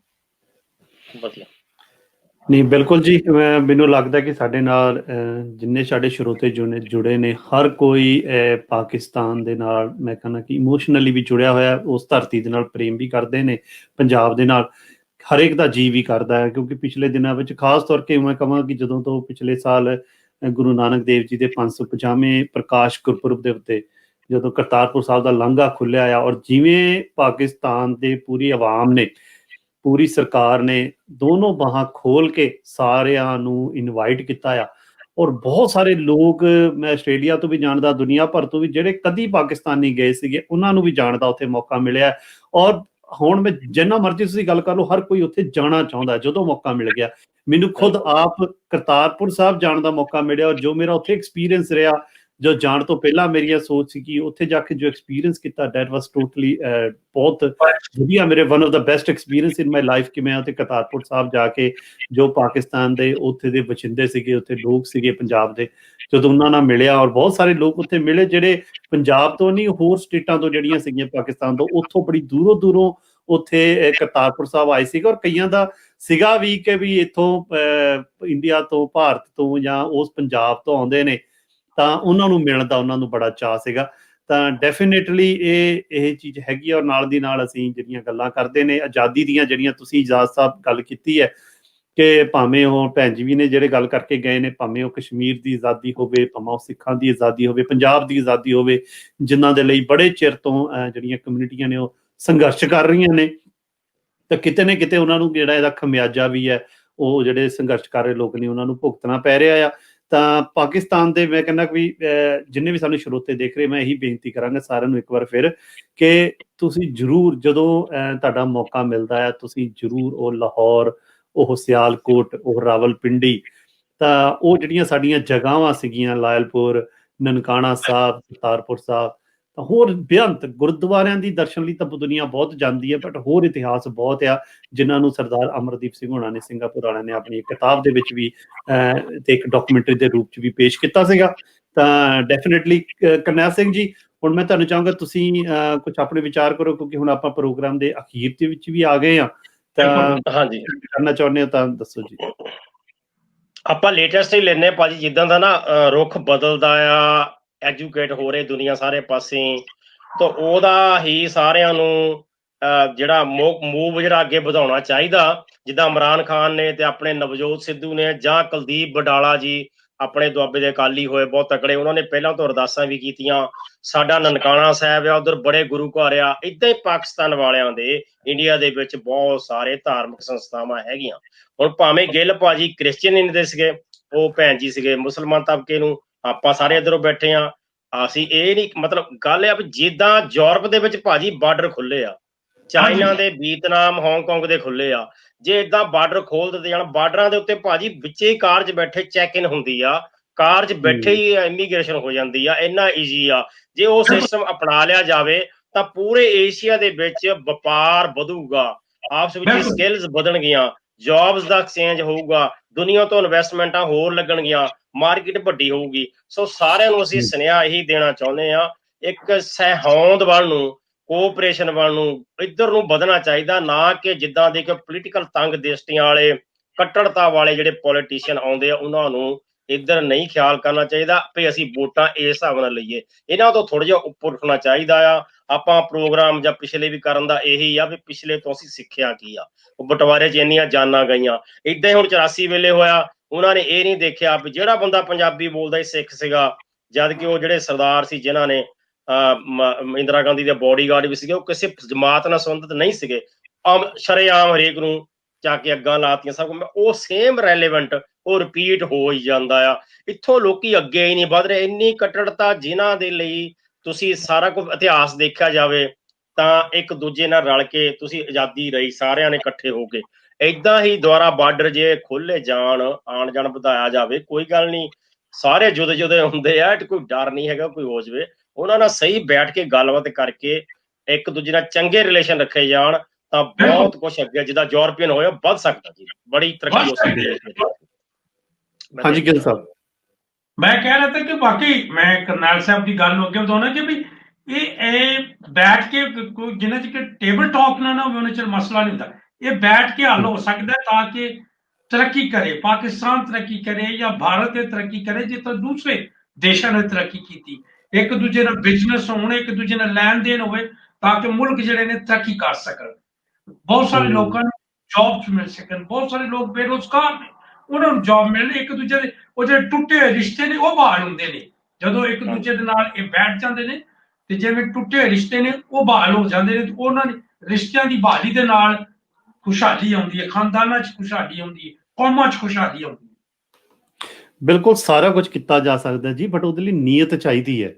ਬਿਲਕੁਲ ਨੀਅਤ ਕਿੱਥੋਂ ਲਿਆਵਾਂਗੇ? ਹੁਣ ਕਰਤਾਰਪੁਰ ਸਾਹਿਬ ਦੇ ਲਾਂਘੇ ਦੇ ਖੁੱਲਣ ਤੋਂ ਸਾਨੂੰ ਇੱਕ ਗੱਲਾਂ, ਬਹੁਤ ਸਾਰੀਆਂ ਗੱਲਾਂ ਸਾਹਮਣੇ ਆ ਜਾਂਦੀਆਂ ਨੇ ਕਿ ਜਦੋਂ ਨਵਜੋਤ ਸਿੰਘ ਸਿੱਧੂ, ਚਲੋ ਭਾਵੇਂ ਜਿੱਦਾਂ ਮਰਜ਼ੀ ਆਪਾਂ ਉਹਨੂੰ ਸਿੱਖ ਪੋਲਿਟਿਕਸ ਵਿੱਚ ਲੈਂਦੇ ਆ ਕਿ ਉਹਨੂੰ ਚਲੋ ਬਾਲਾ ਉਸ ਪਾਸੇ ਨਹੀਂ ਲੈਂਦੇ, ਬਟ ਚਲੋ ਇਹ ਲਾਂਘਾ ਖੁਲਾਉਣ ਦੇ ਵਿੱਚ ਉਹਨੇ ਇੱਕ ਵਧੀਆ ਯੋਗਦਾਨ ਦਿੱਤਾ। ਬੜਾ ਅੱਛਾ ਕਿਰਦਾਰ ਉਹਨੇ ਦਾ। ਉਹਦਾ ਸਿਲਾ ਕੀ ਮਿਲਿਆ? ਪੂਰੇ ਭਾਰਤ ਦੇ ਵਿੱਚ ਉਹਨੂੰ ਇੱਕ ਗੱਦਾਰ ਦੇ ਰੂਪ ਦੇ ਵਿੱਚ ਪੇਸ਼ ਕੀਤਾ ਗਿਆ। ਤਾਂ ਬਟ ਇੱਥੋਂ ਜਿਹੜੀ ਇੱਕ ਸਟੇਟ ਦੀ ਜਿਹੜੀ ਨੀਅਤ ਆ, ਜਿਹੜੀ ਇੰਟੈਂਸ਼ਨਸ ਆ, ਉਹ ਪਤਾ ਲੱਗਦੀਆਂ ਨੇ ਕਿ ਸ਼ਾਇਦ ਉਹ ਇੰਟੈਂਸ਼ਨ ਹੀ ਆ ਜਿਹੜੀਆਂ ਇਕੱਠੇ ਨਹੀਂ ਹੋਣ ਦੇਣਾ ਚਾਹੁੰਦੀਆਂ। ਇੰਟੈਂਸ਼ਨ ਹੀ ਆ ਜਿਹੜਾ ਜਦੋਂ ਇਹ ਬਿਆਨ ਆਉਂਦਾ ਹੈ ਕਿ ਜਿਹੜੇ ਸਿੱਖ ਕਰਤਾਰਪੁਰ ਸਾਹਿਬ ਜਾਂਦੇ ਨੇ ਸਵੇਰੇ ਉਹ ਸ਼ਾਮ ਨੂੰ ਅੱਤਵਾਦੀ ਬਣ ਕੇ ਵਾਪਸ ਆਉਂਦੇ ਨੇ, ਇਹ ਟੈਨਸ਼ਨ ਹੀ ਨੇ ਕਿ ਬਈ ਅੱਜ ਰਾਮ ਮੰਦਿਰ ਦਾ ਏਡੇ ਵੱਡੇ ਦਾ ਕਰੋਨਾ ਦੇ ਵਿੱਚ ਸ਼ਿਲਾਨਿਆਸ ਹੁੰਦਾ ਆ, ਪਰ ਕਰਤਾਰਪੁਰ ਸਾਹਿਬ ਭਾਵੇਂ ਲੋਕ ਕਹਿ ਰਹੇ ਨੇ ਕਿ ਖੋਲੋ, ਕਿ ਜੇ ਤੁਸੀਂ ਉੱਥੇ ਭੀੜ ਇਕੱਠੀ ਕਰ ਸਕਦੇ ਹੋ ਫਿਰ ਇੱਥੇ ਕਿਉਂ ਨਹੀਂ ਲੋਕਾਂ ਨੂੰ ਜਾਣ ਦਿੱਤਾ ਜਾਂਦਾ? ਬਟ ਉਹਨੂੰ ਈਵਨ ਤੋਂ ਪਾਕਿਸਤਾਨ ਕਹਿ ਰਿਹਾ ਬਟ ਖੋਲਿਆ ਨਹੀਂ ਜਾਂਦਾ। ਬਟ ਕਿਤੇ ਨਾ ਕਿਤੇ ਇਹ ਗੱਲ ਤਾਂ ਨੀਅਤ ਦੀ ਹੈ ਨਾ, ਕਿ ਜੇ ਤੁਹਾਡੀ ਨੀਅਤ ਸਾਫ਼ ਹੈ ਤੁਸੀਂ ਕਿੱਦਾਂ ਕੰਮ ਕਰ ਲਓਗੇ? ਗੱਲ ਨੀਅਤਾਂ ਦੀ ਹੈ ਜੀ, ਨੀਅਤਾਂ ਨਾਲ ਮੁਰਾਦ ਹੈ। ਬਿਲਕੁਲ ਹਾਂਜੀ, ਇਨਸਾਨੀਅਤ ਦੀ ਜਦੋਂ ਤੁਸੀਂ ਹਾਂਜੀ ਹੋਈ ਆ ਨਾ ਜੀ। ਹਾਂਜੀ ਹਾਂਜੀ ਹਾਂਜੀ, ਮਤਲਬ ਅਸੀਂ ਉਹੀ ਗੱਲ ਕਰਦੇ ਕਿ ਜੀ ਨੀਅਤ ਚਾਹੀਦੀ ਹੈ। ਅਗਰ ਨੀਅਤ ਸਾਫ਼ ਹੁੰਦੀ ਤਾਂ ਜੋ ਸਿੱਖਾਂ ਦੇ ਨਾਲ ਹੋਇਆ, ਅਸੀਂ ਪਿਛਲੇ ਦਿਨਾਂ ਵਿੱਚ ਜੋ ਡਿਸਕਸ਼ਨਾਂ ਕੀਤੀਆਂ ਨੇ 47 ਤੋਂ ਬਾਅਦ ਜੋ ਸਿੱਖਾਂ ਦੇ ਨਾਲ ਹੋਇਆ, ਤਾਂ ਸ਼ਾਇਦ ਉਹ ਨਾ ਹੁੰਦਾ। ਕਿ ਜੇ ਸਿੱਖ ਭਾਰਤ ਦੇ ਨਾਲ ਆਏ ਵੀ ਨੇ ਤੇ ਨਾਲ ਹੀ ਨਾਲ ਉਹਨਾਂ ਦੀਆਂ ਇਹ ਜਾਰੀ ਹੋ ਜਾਂਦਾ ਕਿ ਇਹ ਜਰਾਇਮ ਪੇਸ਼ਾ ਕੌਮ ਆ, ਤਾਂ ਨਾਲ ਹੀ ਉਹਨਾਂ ਨੂੰ ਬੈਕਫਾਇਰ ਕਰਨਾ ਸ਼ੁਰੂ ਕਰ ਦਿੱਤਾ ਜਾਂਦਾ। ਇਹ ਸਾਰੀਆਂ ਨੀਤਾਂ ਦੀ ਗੱਲ ਆ। ਜੋ ਸਿੱਖਾਂ ਨੇ ਡਿਮਾਂਡ ਕੀਤਾ ਸੀਗਾ ਕਿ ਇੱਕ ਆਪਣੀ ਲੈਂਗੁਏਜ ਬੇਸਡ ਸਟੇਟ ਹੈ, ਉਹ ਦੇਣ ਦੇ ਥਾਂ ਤੇ ਉਹਨਾਂ ਨੂੰ ਇੱਕ ਛੋਟਾ ਜਿਹਾ ਪਾਰਟ ਦੇ ਦਿੱਤਾ। ਇਹ ਵੀ ਨੀਅਤ ਦੀ ਗੱਲ ਹੈ ਕਿ ਜੇ ਤੁਹਾਡੀ ਨੀਅਤ ਸਾਫ਼ ਨਹੀਂ, ਫਿਰ ਤੁਸੀਂ ਜੋ ਮਰਜ਼ੀ ਕਰ ਲਓ।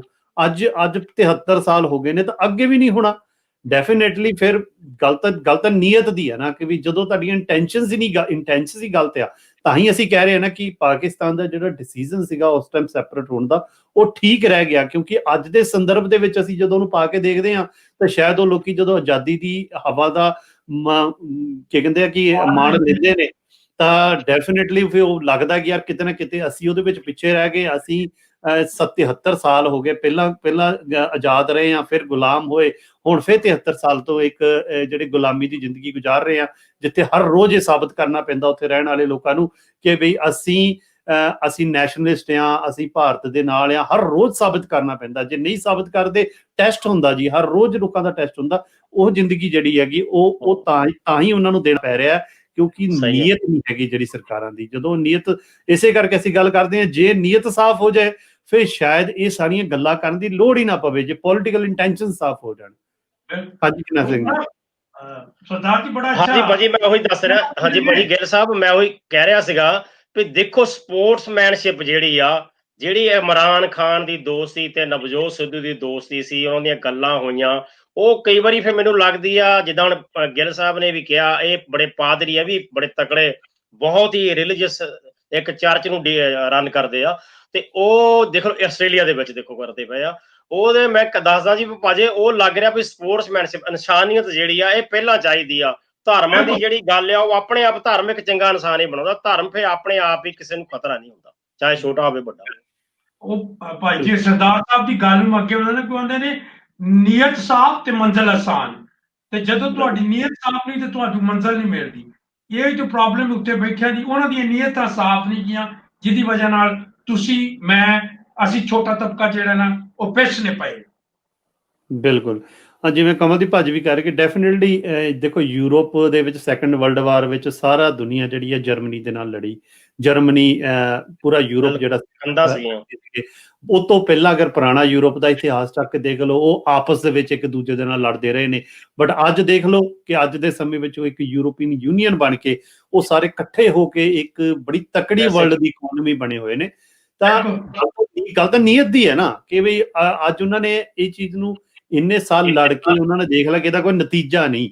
ਭਾਵੇਂ ਕਿ ਦੇਖੋ ਇਹੀ ਚੀਜ਼ ਆਪਾਂ ਭਾਰਤ ਦੇ ਸੰਦਰਭ ਦੇ ਵਿੱਚ ਵੀ ਗੱਲ ਕੀਤੀ ਸੀ ਆਪਣੇ ਸੈਕੰਡ ਐਪੀਸੋਡ ਦੇ ਵਿੱਚ, ਕਿ ਅਸੀਂ ਇੰਡੀਆ ਜਾਂ ਇਹ ਜਿਹੜਾ ਭਾਰਤ ਆ ਇਹਨੂੰ ਵੀ ਅਸੀਂ ਇਸੇ ਯੂਰਪ ਦੇ ਕੰਟੈਕਸਟ ਵਿੱਚ ਦੇਖਦੇ ਹਾਂ ਕਿ ਕੰਟੀਨੈਂਟ ਆ ਜਿੱਥੇ ਇੱਕ ਹੀ ਦਿੱਖ ਵਾਲੇ ਲੋਕ ਰਹਿੰਦੇ ਨੇ। ਸਾਰਿਆਂ ਦੇ ਧਰਮ ਵੱਖਰੇ ਨੇ, ਉਹਨਾਂ ਦੇ ਮਜ਼ਹਬ ਵੱਖਰੇ ਨੇ, ਬੋਲੀ ਵੱਖਰੀ ਆ। ਸੇਮ ਹੀ ਯੂਰਪੀਅਨ ਮਾਡਲ ਦੀ ਆਪਾਂ ਗੱਲ ਕਰੀਏ ਕਿ ਉੱਥੇ ਦਿਸਣ ਵਾਲੇ ਸਾਰੇ ਗੋਰੇ ਨੇ, ਸਾਰਿਆਂ ਦੀ ਚਮੜੀ ਗੋਰੀ ਆ, ਬਟ ਉਹਨਾਂ ਦੀ ਭਾਸ਼ਾ ਵੱਖਰੀ ਹੈ, ਉਹਨਾਂ ਦੇ ਆਪਣੇ ਜਿਹੜੇ ਪਹਿਨਾਵੇ ਨੇ ਉਹ ਵੱਖਰੇ ਨੇ, ਫੂਡ ਵੱਖਰੇ ਨੇ, ਉਹਨਾਂ ਦਾ ਖਾਣਾ ਪੀਣਾ ਵੱਖਰਾ ਹੈ, ਉਹਨਾਂ ਦੇ ਕਲਚਰ ਵੱਖਰੇ ਨੇ, ਉਹਨਾਂ ਦੀਆਂ ਸੈਲੀਬ੍ਰੇਸ਼ਨਸ ਵੱਖਰੀਆਂ ਨੇ, ਉਹਨਾਂ ਦੇ ਪਰਿਵਾਰਾਂ ਦੇ ਨਾਲ ਮਿਲ ਗਿਲਣ ਦੇ ਤਰੀਕੇ ਵੱਖਰੇ ਨੇ।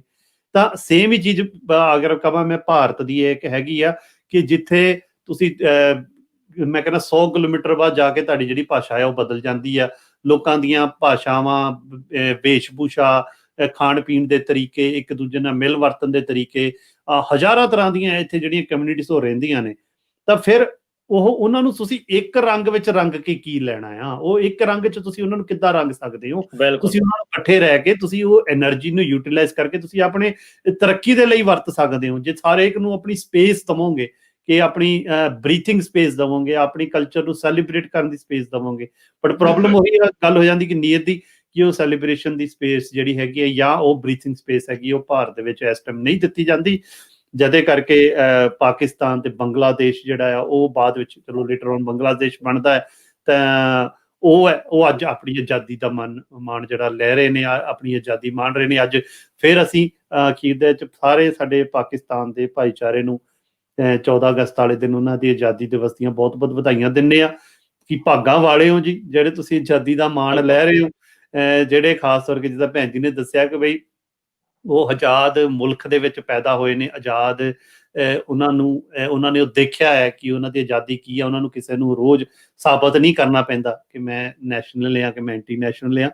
ਤਾਂ ਇਹ ਭਾਰਤ ਦੀ ਕਹਾਣੀ ਜਿਹੜੀ ਉਹ ਡਿਫਰੈਂਟ ਹੈਗੀ ਆ। ਤਾਂ ਭਾਜੀ ਹੁਣ ਆਪਾਂ ਅਖੀਰਲੇ ਪ੍ਰੋਗਰਾਮ ਅਖੀਰ ਦੇ ਵਿੱਚ ਆਪਾਂ ਆ ਗਏ, ਆਪਣਾ ਸਮਾਂ ਵੀ ਹੋ ਗਿਆ ਆ। ਗਿੱਲ ਸਾਹਿਬ, ਜਾਣ ਤੋਂ ਪਹਿਲਾਂ ਅਖੀਰ ਦੇ ਵਿੱਚ ਕੀ ਕਹਿਣਾ ਚਾਹੋਗੇ ਤੁਸੀਂ?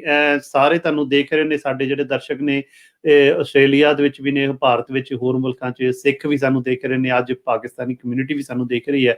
ਤਾਂ ਕੀ ਕਹਿਣਾ ਚਾਹੋਗੇ ਜੀ ਸਾਰਿਆਂ ਨੂੰ?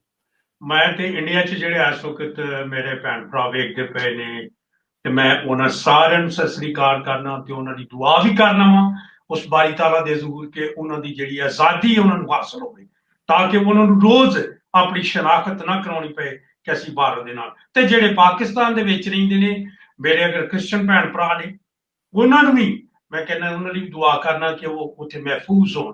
ਤੇ ਜਿਹੜੇ ਅਸੀਂ ਇੱਥੇ ਰਹਿੰਦੇ ਹਾਂ, ਅਸੀਂ ਵੀ ਇਹ ਰੋਜ਼ ਮਹਿਸੂਸ ਕਰਨੇ ਆ ਕਿ ਅਸੀਂ ਆਜ਼ਾਦ ਆ। ਲੇਕਿਨ ਮੇਰੀ ਦੁਆ ਹੈ ਕਿ ਆਉਣ ਵਾਲੇ ਵਕਤ 'ਚ ਅਸੀਂ ਇੰਝ ਦੇ ਪ੍ਰੋਗਰਾਮ ਕਰਦੇ ਰਹੀਏ, ਇੱਕ ਦੂਜੇ ਨੂੰ ਮਿਲਦੇ ਰਹੀਏ, ਇੱਕ ਦੂਜੇ ਦਾ ਇਹਤਰਾਮ ਕਰੀਏ, ਤਾਂ ਕਿ ਅਸੀਂ ਦੂਸਰਿਆਂ ਨੂੰ ਪੈਗਾਮ ਦੇ ਸਕੀਏ ਕਿ ਖੁਦਾ ਨੇ ਸਾਰੇ ਇਨਸਾਨਾਂ ਨੂੰ ਆਪਣੇ ਲਈ ਬਣਾਇਆ ਹੈ। ਮਜ਼ਹਬ ਬਾਤ ਦੀ ਗੱਲ ਹੈ, ਪਹਿਲੇ ਸਾਨੂੰ ਇਨਸਾਨੀਅਤ ਦੀ ਕਦਰ ਕਰਨਾ ਹੈ ਕਿ ਅਸੀਂ ਉਸ ਇਨਸਾਨੀਅਤ ਦੀ ਕਦਰ ਕਰੀਏ ਤਾਂ ਕਿ ਆਖਰਤ ਦੇ ਵਿੱਚ ਸਾਡੇ ਲਈ ਜਗ੍ਹਾ ਹੋ ਸਕੇ। ਹਾਂਜੀ ਕਰਨੈਲ ਸਿੰਘ ਜੀ, ਅਖੀਰ ਦੇ ਵਿੱਚ ਕੀ ਕਹਿਣਾ ਚਾਹੋਗੇ? ਬਹੁਤ ਥੈਂਕ ਯੂ ਜੀ। ਬਿਲਕੁਲ ਮੈਂ ਇਹਨਾਂ ਨਾਲ ਐਗਰੀ ਕਰਦਾ ਜੀ। ਇਹੀ ਸਾਰੀ ਦੁਨੀਆ ਦਾ ਸੰਦੇਸ਼ ਹੀ ਇਹ ਆ। UN ਵਗੈਰਾ ਵੀ ਇਸੇ ਕਰਕੇ ਬਣੀਆਂ ਹੋਈਆਂ ਜੀ। ਸਾਰੇ ਹਰੇਕ ਨੂੰ ਜਿਹੜੀ ਰੀਅਲ ਆਜ਼ਾਦੀ ਹੋਣੀ ਚਾਹੀਦੀ, ਉਹਨੂੰ ਅਹਿਸਾਸ ਨਹੀਂ ਹੋਣਾ ਚਾਹੀਦਾ ਵੀ ਮੈਂ ਇੱਥੇ ਆਹ ਗੱਲ ਨਹੀਂ ਕਰ ਸਕਦਾ, ਮੈਂ ਆਹ ਲਿਖ ਨਹੀਂ ਸਕਦਾ, ਮੈਂ ਫਲਾਨੀ ਕਿਤਾਬ ਨਹੀਂ ਰੱਖ ਸਕਦਾ। ਇਹ ਤੱਕ ਬਹੁਤ ਹੀ ਮਤਲਬ ਜਿੱਦਾਂ ਡਿਕਟੇਟਰਸ਼ਿਪ ਦਾ ਸਿੱਧਾ ਹੀ ਸਾਰਿਆਂ ਨੂੰ ਤੁਹਾਨੂੰ ਪਤਾ ਹੀ ਹੈ ਗੁਰਵਿੰਦਰ ਭਾਜੀ। ਬਿਲਕੁਲ ਜੀ, ਬਿਲਕੁਲ ਜੀ, ਬਿਲਕੁਲ। ਬਹੁਤ ਜ਼ਿਆਦਾ ਮਿਹਰਬਾਨੀ ਤੁਹਾਡੀ। ਮੈਂ ਸਿੰਘ ਸਟੇਸ਼ਨ ਦਾ ਕਹਿੰਦਾ ਬਹੁਤ ਹੀ ਵਧੀਆ ਉਪਰਾਲਾ ਜਿਨ੍ਹਾਂ ਨੇ ਕਿ ਇੰਨੇ ਟਾਈਮ ਤੋਂ ਲੈ ਕੇ ਇੱਕ ਵੱਖਰੀ ਤਰ੍ਹਾਂ ਦਾ ਪ੍ਰੋਗਰਾਮ ਦਿੱਤਾ, ਜਿਹਦਾ ਕਿ ਯਾਦ ਕਰਨਾ ਚਾਹੀਦਾ। ਕਿਤਾਬਾਂ ਕਈ ਵਾਰੀ ਘੱਟ ਪੜ੍ਹਨ ਦੀ ਆਦਤ ਆ ਸਾਡੇ ਪੰਜਾਬੀਆਂ ਨੂੰ ਵੀ, ਸਾਰਿਆਂ ਨੂੰ। ਇਹ ਜਿਹੜਾ ਅੱਜ ਕੱਲ੍ਹ ਜਿਹੜਾ ਲੇਟੈਸਟ ਟੈਕਨੋਲੋਜੀ ਆ, ਖਾਸ ਕਰਕੇ ਜਿੱਦਾਂ ਵੈਬ TV ਹੈਗੇ, ਇਹ ਥੋੜ੍ਹੇ ਜਿਹੇ ਆਜ਼ਾਦ ਆ। ਅੱਜ ਵੀ ਇੰਡੀਆ 'ਚ ਵੀ ਹੋਰ ਕਿਤੇ ਵੀ ਗੱਲ ਹੋ ਰਹੀ ਸੀ ਵੀ ਜਿਹੜਾ ਇੰਡੀਆ ਦੇ ਵਿੱਚ ਮੀਡੀਆ ਆ ਉਹਦੇ ਉੱਤੇ ਹਰ ਵੇਲੇ ਉਹ ਤਲਵਾਰ ਲਟਕਦੀ ਰਹਿੰਦੀ ਆ। ਉਹਨਾਂ ਨੇ ਕੁਛ ਉਹਨਾਂ ਦੀਆਂ ਮਜ਼ਦੂਰੀਆਂ ਵੀ ਹੁੰਦੀਆਂ, ਉਹਨਾਂ ਦੇ ਇਸ਼ਤਿਹਾਰ ਵੀ ਲੈਣੇ ਹੁੰਦੇ ਆ। ਤੁਸੀਂ ਭਾਜੀ ਉਹ ਬਹੁਤ ਤਕੜਾ ਉਪਰਾਲਾ ਕੀਤਾ ਹੋਇਆ ਆ ਤੇ ਏਦਾਂ ਹੀ ਅੱਗੇ ਵੱਧਦੇ ਰਹੋ। ਬਹੁਤ ਥੈਂਕ ਯੂ ਤੁਹਾਡਾ ਵੀ, ਗਿੱਲ ਭਾਜੀ ਦਾ ਵੀ। ਏਦਾਂ ਜ਼ਰੂਰ ਕੋਸ਼ਿਸ਼ ਕਰਾਂਗੇ। ਗੁਰਵਿੰਦਰ ਭਾਜੀ ਨੂੰ ਬੇਨਤੀ ਕਰਦੇ ਆ ਵੀ ਰਲ ਮਿਲ ਕੇ ਜਿੱਦਾਂ ਦਾ ਇਹ ਕੰਟਰੀ ਆ, ਆਸਟ੍ਰੇਲੀਆ ਕੰਟਰੀ ਆ, ਮਲਟੀ ਕਲਚਰਲ, ਸਾਰੇ ਕਲਚਰਾਂ ਦਾ ਬੋਲਿਆ ਦਾ, ਏਦਾਂ ਦੇ ਹੀ ਪ੍ਰੋਗਰਾਮ ਤੁਸੀਂ ਕਰਦੇ ਰਹੋ। ਇਹੀ ਅਰਦਾਸ ਕਰਦੇ। ਬਿਲਕੁਲ ਜੀ, ਮਿਹਰਬਾਨੀ ਜੀ। ਦੇਖੋ ਅੱਜ ਦਾ ਜਿਹੜਾ ਪ੍ਰੋਗਰਾਮ ਬੜਾ ਵਿਲੱਖਣ ਪ੍ਰੋਗਰਾਮ ਸੀਗਾ। ਸਾਡੇ ਕੋਲ ਅਸੀਂ ਸਿੱਖ ਭਰਾ ਤੁਹਾਡੇ ਨਾਲ ਹਾਜ਼ਰ ਸੀਗੇ। ਤਾਂ ਸਾਡੇ ਨਾਲ ਇਜ਼ਾਜ਼ ਗਿੱਲ ਜੀ ਜੋ ਕਿ ਕ੍ਰਿਸਚੀਅਨ ਕਮਿਊਨਿਟੀ ਤੋਂ ਹੈਗੇ ਨੇ, ਕ੍ਰਿਸਚੀਅਨ ਕਮਿਊਨਿਟੀ ਦੇ ਲੋਕਲ ਵੀ ਬੜੇ ਪਾਕਿਸਤਾਨ ਤੋਂ ਬੈਕਗ੍ਰਾਉਂਡ ਪਿੱਛੋਂ ਬਿਲੋਂਗ ਕਰਦੇ ਨੇ। ਉਹ ਸਾਡੇ ਨਾਲ ਆਏ ਸੀਗੇ। ਸਾਡੇ ਕੋਲ ਮੁਸਲਿਮ ਕਮਿਊਨਿਟੀ ਤੋਂ ਸਾਡੀ ਭੈਣ ਸਾਡੇ ਨਾਲ, ਸਾਡੀ ਭੈਣ ਜਿਨ੍ਹਾਂ ਦਾ ਨਾਮ ਸੀਗਾ ਸਫਾਕ ਜਾਫਰੀ, ਉਹ ਸਾਡੇ ਨਾਲ ਅੱਜ ਜੁੜੇ ਸੀਗੇ। ਦੇਖੋ ਜੀ, 3 ਕਮਿਊਨਿਟੀਆਂ ਅੱਜ ਸਾਡੇ ਨਾਲ, ਸਿੱਖ, ਮੁਸਲਿਮ ਤੇ ਜਿਹੜੇ ਸਾਡੇ ਕ੍ਰਿਸਚਨ ਨੇ ਪੰਜਾਬ ਤੋਂ ਬਿਲੋਂਗ ਕਰਨ ਵਾਲੇ ਨੇ ਸਾਰੇ, ਉਹ ਸਾਡੇ ਨਾਲ ਅੱਜ ਜੁੜੇ ਸੀਗੇ। ਤਾਂ ਇਹੀ ਇੱਕ ਮਲਟੀਕਲਚਰਿਜ਼ਮ ਹੈ ਕਿ ਸਾਡਾ ਅਸੀਂ ਇਕੱਠੇ ਜਦ ਇੱਦਾਂ ਬਹਿ ਕੇ ਗੱਲ ਕਰ ਸਕਦੇ ਹਾਂ ਤਾਂ ਅਸੀਂ ਇਕੱਠੇ ਰਹਿ ਵੀ ਸਕਦੇ ਹਾਂ, ਔਰ ਕਈ ਸਦੀਆਂ ਅਸੀਂ ਇਕੱਠੇ ਰਹੇ ਹਾਂ, ਅਸੀਂ ਇੱਕ ਸੀਗੇ। ਬਟ ਅਗਰ ਰਾਜਨੀਤੀ ਨੇ ਐਸਾ ਹੀ ਵੰਡ ਪਾਈ ਹੈ, ਲਕੀਰਾਂ ਖਿੱਚੀਆਂ ਨੇ ਕਿ ਕਈਆਂ ਦੇ ਦਿਲਾਂ ਦੇ ਵਿੱਚ ਵੀ ਉਹ ਲਕੀਰਾਂ ਖਿੱਚੀਆਂ ਗਈਆਂ ਨੇ, ਮਗਰ ਫਿਰ ਵੀ ਅਸੀਂ ਸਾਰੇ ਇੱਕ ਹਾਂ। ਤਾਂ ਅਸੀਂ ਉਮੀਦ ਕਰਦੇ ਹਾਂ ਸਾਰੇ ਜਾਣੇ ਕਿ ਅਸੀਂ ਇਹ ਜਿਹੜੇ ਬਾਰਡਰ ਨੇ ਇਹ ਕਦੀ ਖੁੱਲਣ। ਥੋੜ੍ਹੇ ਦਿਨ ਪਹਿਲਾਂ ਮੈਂ ਜਦੋਂ ਆਪਾਂ ਭਾਈ ਸਾਹਿਬ ਭੌਰ ਸਾਹਿਬ ਨਾਲ ਗੱਲ ਕਰ ਰਹੇ ਸੀਗੇ ਤਾਂ ਉਹ ਵੀ ਬੜੀ ਵਧੀਆ ਉਹਨਾਂ ਨੇ ਗੱਲ ਕਹੀ ਸੀਗੀ ਕਿ ਕਰਤਾਰਪੁਰ ਸਾਹਿਬ ਦੇ ਲਾਂਘੇ ਤੋਂ ਖੁੱਲਣ ਤੋਂ ਬਾਅਦ ਕਹਿੰਦੇ ਵੀ ਇਹ ਕਿਤੇ ਕੋਈ ਪੋਸੀਬਲ ਐਸੀ ਹੈ ਨਹੀਂ ਕਿ ਕੱਲ ਨੂੰ ਕਰਤਾਰਪੁਰ ਸਾਹਿਬ ਤੋਂ ਬਾਅਦ ਗੁਰੂ ਨਾਨਕ ਦੇਵ ਜੀ ਕਿਰਪਾ ਕਰਨ ਕਿਤੇ ਬਾਰਡਰ ਜਿਹੜੇ ਨੇ ਇਹ ਕਿੱਦਾਂ ਖੁੱਲਣ, ਇਹਨਾਂ ਨੂੰ ਇੱਕ ਨਵਾਂ ਰੂਪ ਜਿਹੜਾ ਆ ਉਹ ਮਿਲੇ। ਤਾਂ ਡੈਫੀਨੇਟਲੀ ਅਸੀਂ ਖੁੱਲੇ ਇੱਕ ਦੂਜੇ ਨਾਲ ਉੱਦਾਂ ਦਾ ਬਾਰਡਰ ਚਾਹੁੰਦੇ ਕਿ ਜਦੋਂ ਮਰਜ਼ੀ ਇੱਕ ਦੂਜੇ ਕੋਲ ਜਾ ਸਕੀਏ, ਆ ਸਕੀਏ। ਹਰੇਕ ਮੁਲਕ, ਭਾਵੇਂ ਸਾਡੇ ਵੀਰ ਭੈਣ ਕਸ਼ਮੀਰ 'ਚ ਹੋਣ, ਭਾਵੇਂ ਪੰਜਾਬ 'ਚ ਹੋਣ, ਤਾਂ ਹਰੇਕ ਨੂੰ ਆਪਣੀ ਆਜ਼ਾਦੀ ਦਾ ਹੱਕ ਹੈ, ਆਪਣੀ ਗੱਲ ਕਹਿਣ ਦਾ ਹੱਕ ਆ, ਆਪਣੇ ਹਿਸਾਬ ਦੇ ਨਾਲ ਆਪਣੀ ਜ਼ਿੰਦਗੀ ਜੀਉਣ ਦਾ ਹੱਕ ਆ। ਇਹੀ ਅਸੀਂ ਗੱਲ ਕਰਦੇ ਹਾਂ ਜੀ। ਤਾਂ ਫਿਰ ਇੱਕ ਵਾਰ ਜਾਣ ਤੋਂ ਪਹਿਲਾਂ ਮੈਂ ਸਾਰੇ ਪਾਕਿਸਤਾਨ ਦੇ ਭਾਈਚਾਰੇ ਨੂੰ ਅੱਜ ਦੇ ਦਿਨ 14 ਅਗਸਤ ਵਾਲੇ ਦਿਨ ਇੰਡੀਪੈਂਡੈਂਸ ਡੇ ਦੀਆਂ ਬਹੁਤ ਬਹੁਤ ਵਧਾਈਆਂ ਦਿੰਦੀਆਂ। ਤਾਂ ਇਜਾਜ਼ ਗਿੱਲ ਜੀ, ਤੁਹਾਡਾ ਵੀ ਬਹੁਤ ਬਹੁਤ ਧੰਨਵਾਦ ਜੀ, ਥੈਂਕ ਯੂ। ਤੁਸੀਂ ਅੱਜ ਦੇ ਇਸ ਪ੍ਰੋਗਰਾਮ ਵਿੱਚ ਸ਼ਿਰਕਤ ਕੀਤੀ ਹੈ, ਕਿ ਆਪਣਾ ਟਾਈਮ ਕੱਢ ਕੇ, ਕਿਉਂਕਿ ਮੈਨੂੰ ਪਤਾ ਸੀ ਤੁਸੀਂ ਵੀ ਅੱਜ ਬਿਜ਼ੀ ਸੀਗੇ, ਸਾਰਾ ਦਿਨ ਤੁਹਾਡੇ ਪ੍ਰੋਗਰਾਮ ਚੱਲ ਰਹੇ ਨੇ, ਵੱਖਰੇ ਵੱਖਰੇ ਥਾਂ ਤੇ ਤੁਹਾਡੇ ਗੱਲ ਹੁੰਦੀ ਹੈ। ਤਾਂ ਜਾਣ ਤੋਂ ਪਹਿਲਾਂ ਮੈਂ ਇੱਕ ਜਾਂਦੇ ਜਾਂਦੇ ਇੱਕ ਮੈਂ ਤੁਹਾਨੂੰ ਸਾਰਿਆਂ ਨੂੰ ਵੀਡੀਓ, ਇੱਕ ਆਡੀਓ ਵੀਡੀਓ ਹੈਗਾ ਉਹ ਤੁਹਾਨੂੰ ਦਿਖਾਉਣਾ ਚਾਹਾਂਗਾ ਲਾਹੌਰ ਦਾ। ਤਾਂ ਜਿਹੜੇ ਵੀ ਸਾਡੇ ਦਰਸ਼ਕ ਨੇ ਉਹ ਜ਼ਰੂਰ ਉਸ ਚੀਜ਼ ਨੂੰ ਦੇਖਣ, ਤਾਂ ਤੁਸੀਂ ਸਾਰੇ ਉਹਦਾ ਆਨੰਦ ਲੈ ਸਕਦੇ ਹੋ ਜੀ। ਮੈਂ ਉਹਨੂੰ ਤੁਹਾਡੇ ਸਾਹਮਣੇ ਪੇਸ਼ ਕਰਦਾ ਹੈ ਜੀ। ਬੜਾ ਚੇਤਾ ਆਉਂਦਾ ਹੈ ਲਾਹੌਰ ਸਿਆਂ, ਸੱਚਮੁੱਚ ਲਾਹੌਰ ਸਿੱਖਾਂ ਦੀ ਰਾਜਨੀਤਿਕ ਸ਼ਕਤੀ ਦਾ ਸਿਖਰ, ਸਾਡੇ ਸਿੱਖ ਰਾਜ ਦੇ ਸੁਨਹਿਰੀ ਦੌਰ ਦਾ ਗਵਾਹ, ਦੁਨੀਆ ਦੇ ਕਿਸੇ ਵੀ ਰਾਜ ਵਾਸਤੇ ਪ੍ਰੇਰਨਾ ਸਰੋਤ ਸੀ। ਲਾਹੌਰ ਜਿੱਥੇ ਮਹਾਰਾਜਾ ਰਣਜੀਤ ਸਿੰਘ ਦੇ 40 ਸਾਲ ਦੇ ਰਾਜ ਦੌਰਾਨ ਇੱਕ ਵਾਰ ਵੀ ਕਾਲ ਨਹੀਂ ਪਿਆ, ਇੱਕ ਵਾਰ ਵੀ ਫਿਰਕੂ ਦੰਗਾ ਫਸਾਦ ਨਹੀਂ ਹੋਇਆ, ਇੱਕ ਵੀ ਬੰਦੇ ਨੂੰ ਮੌਤ ਦੀ ਸਜ਼ਾ ਨਹੀਂ ਦਿੱਤੀ ਗਈ। ਲਾਹੌਰ ਜੋ ਦਿੱਲੀ ਅਤੇ ਕਾਬੁਲ ਦੇ ਤਖਤਾਂ ਵਿਚਾਲੇ ਅਡੋਲ ਖੜਾ ਰਿਹਾ। ਲਾਹੌਰ ਜਿਸ ਨੇ ਕਦੀ ਝੁਕਣਾ ਜਾਂ ਈਨ ਮੰਨਣੀ ਨਹੀਂ ਸਿੱਖੀ, ਜਿਸ ਬਾਰੇ ਦੁਨੀਆ ਵਿੱਚ ਇਹ ਕਹਾਵਤ ਮਸ਼ਹੂਰ ਹੈ ਕਿ ਜਿਸ ਨੇ ਲਾਹੌਰ ਨਹੀਂ ਵੇਖਿਆ ਉਹ ਹਾਲੇ ਜੰਮਿਆ ਹੀ ਨਹੀਂ। ਦੁਨੀਆ ਦੇ ਹੋਰ ਦੇਸ਼ਾਂ ਵਿੱਚ ਵੀ ਹੋਰ ਬੜੇ ਸੋਹਣੇ ਸ਼ਹਿਰ ਹਨ, ਜਿਵੇਂ Sydney, Melbourne, Beijing, Toronto, Moscow ਵਗੈਰਾ ਵਗੈਰਾ, ਪਰ ਕਿਸੇ ਸ਼ਹਿਰ ਬਾਰੇ ਅਜਿਹੀ ਕਹਾਵਤ ਕਿਤੇ ਵੀ ਨਹੀਂ ਸੁਣੀ। ਪਰ ਜਦੋਂ 1947 ਦਾ ਉਜਾੜਾ ਤੇ ਬਰਬਾਦੀ ਆਏ, ਜਿਸ ਨੂੰ 1947 ਦੀ ਆਜ਼ਾਦੀ ਕਿਹਾ ਜਾਂਦਾ ਹੈ, 10 ਲੱਖ ਲੋਕ ਲਾਸ਼ਾਂ ਦੇ ਢੇਰ ਬਣ ਗਏ, ਕਰੋੜਾਂ ਲੋਕ ਉੱਜੜ ਗਏ, ਘਰਾਂ ਦੇ ਘਰ ਪੱਟੇ ਗਏ, ਅੱਖਾਂ ਵਹਿੰਦੀਆਂ ਵਹਿੰਦੀਆਂ ਸਭ ਕੁਝ ਪਰਾਇਆ ਹੋ ਗਿਆ, ਮਿੱਠੇ ਪਾਣੀ ਦੇ ਖੂਨ ਜ਼ਹਿਰੀਲੇ ਹੋ ਗਏ, ਸਦੀਆਂ ਤੋਂ ਸਾਂਝੀ ਕੰਧ ਨਾਲ ਵਸਦੇ ਗੁਆਂਢੀ ਅੱਖ ਦੇ ਫੋਰ ਵਿੱਚ ਰੰਗ ਵਟਾ ਕੇ ਦੁਸ਼ਮਣ ਹੋ ਗਏ, ਅਣਗਿਣਤ ਮਾਵਾਂ ਭੈਣਾਂ ਦੇ ਬਲਾਤਕਾਰ ਕੀਤੇ ਗਏ, ਕੁੜੀਆਂ ਨੂੰ ਨੰਗੀਆਂ ਕਰਕੇ ਜਲੂਸ ਕੱਢੇ ਗਏ, ਸਦੀਆਂ ਤੋਂ ਪਾਈ ਪਾਈ ਜੋੜ ਕੇ ਬਣਾਈਆਂ ਜ਼ਮੀਨਾਂ ਜਾਇਦਾਦਾਂ ਦੇ ਮਾਲਕਾਂ ਨੂੰ ਮੁਲਕ ਦੇ ਹਾਕਮਾਂ ਨੇ ਅੱਖ ਦੇ ਫੋਰ ਵਿੱਚ ਸਭ ਕੁਝ ਛੱਡ ਜਾਣ ਦਾ ਹੁਕਮ ਦੇ ਦਿੱਤਾ।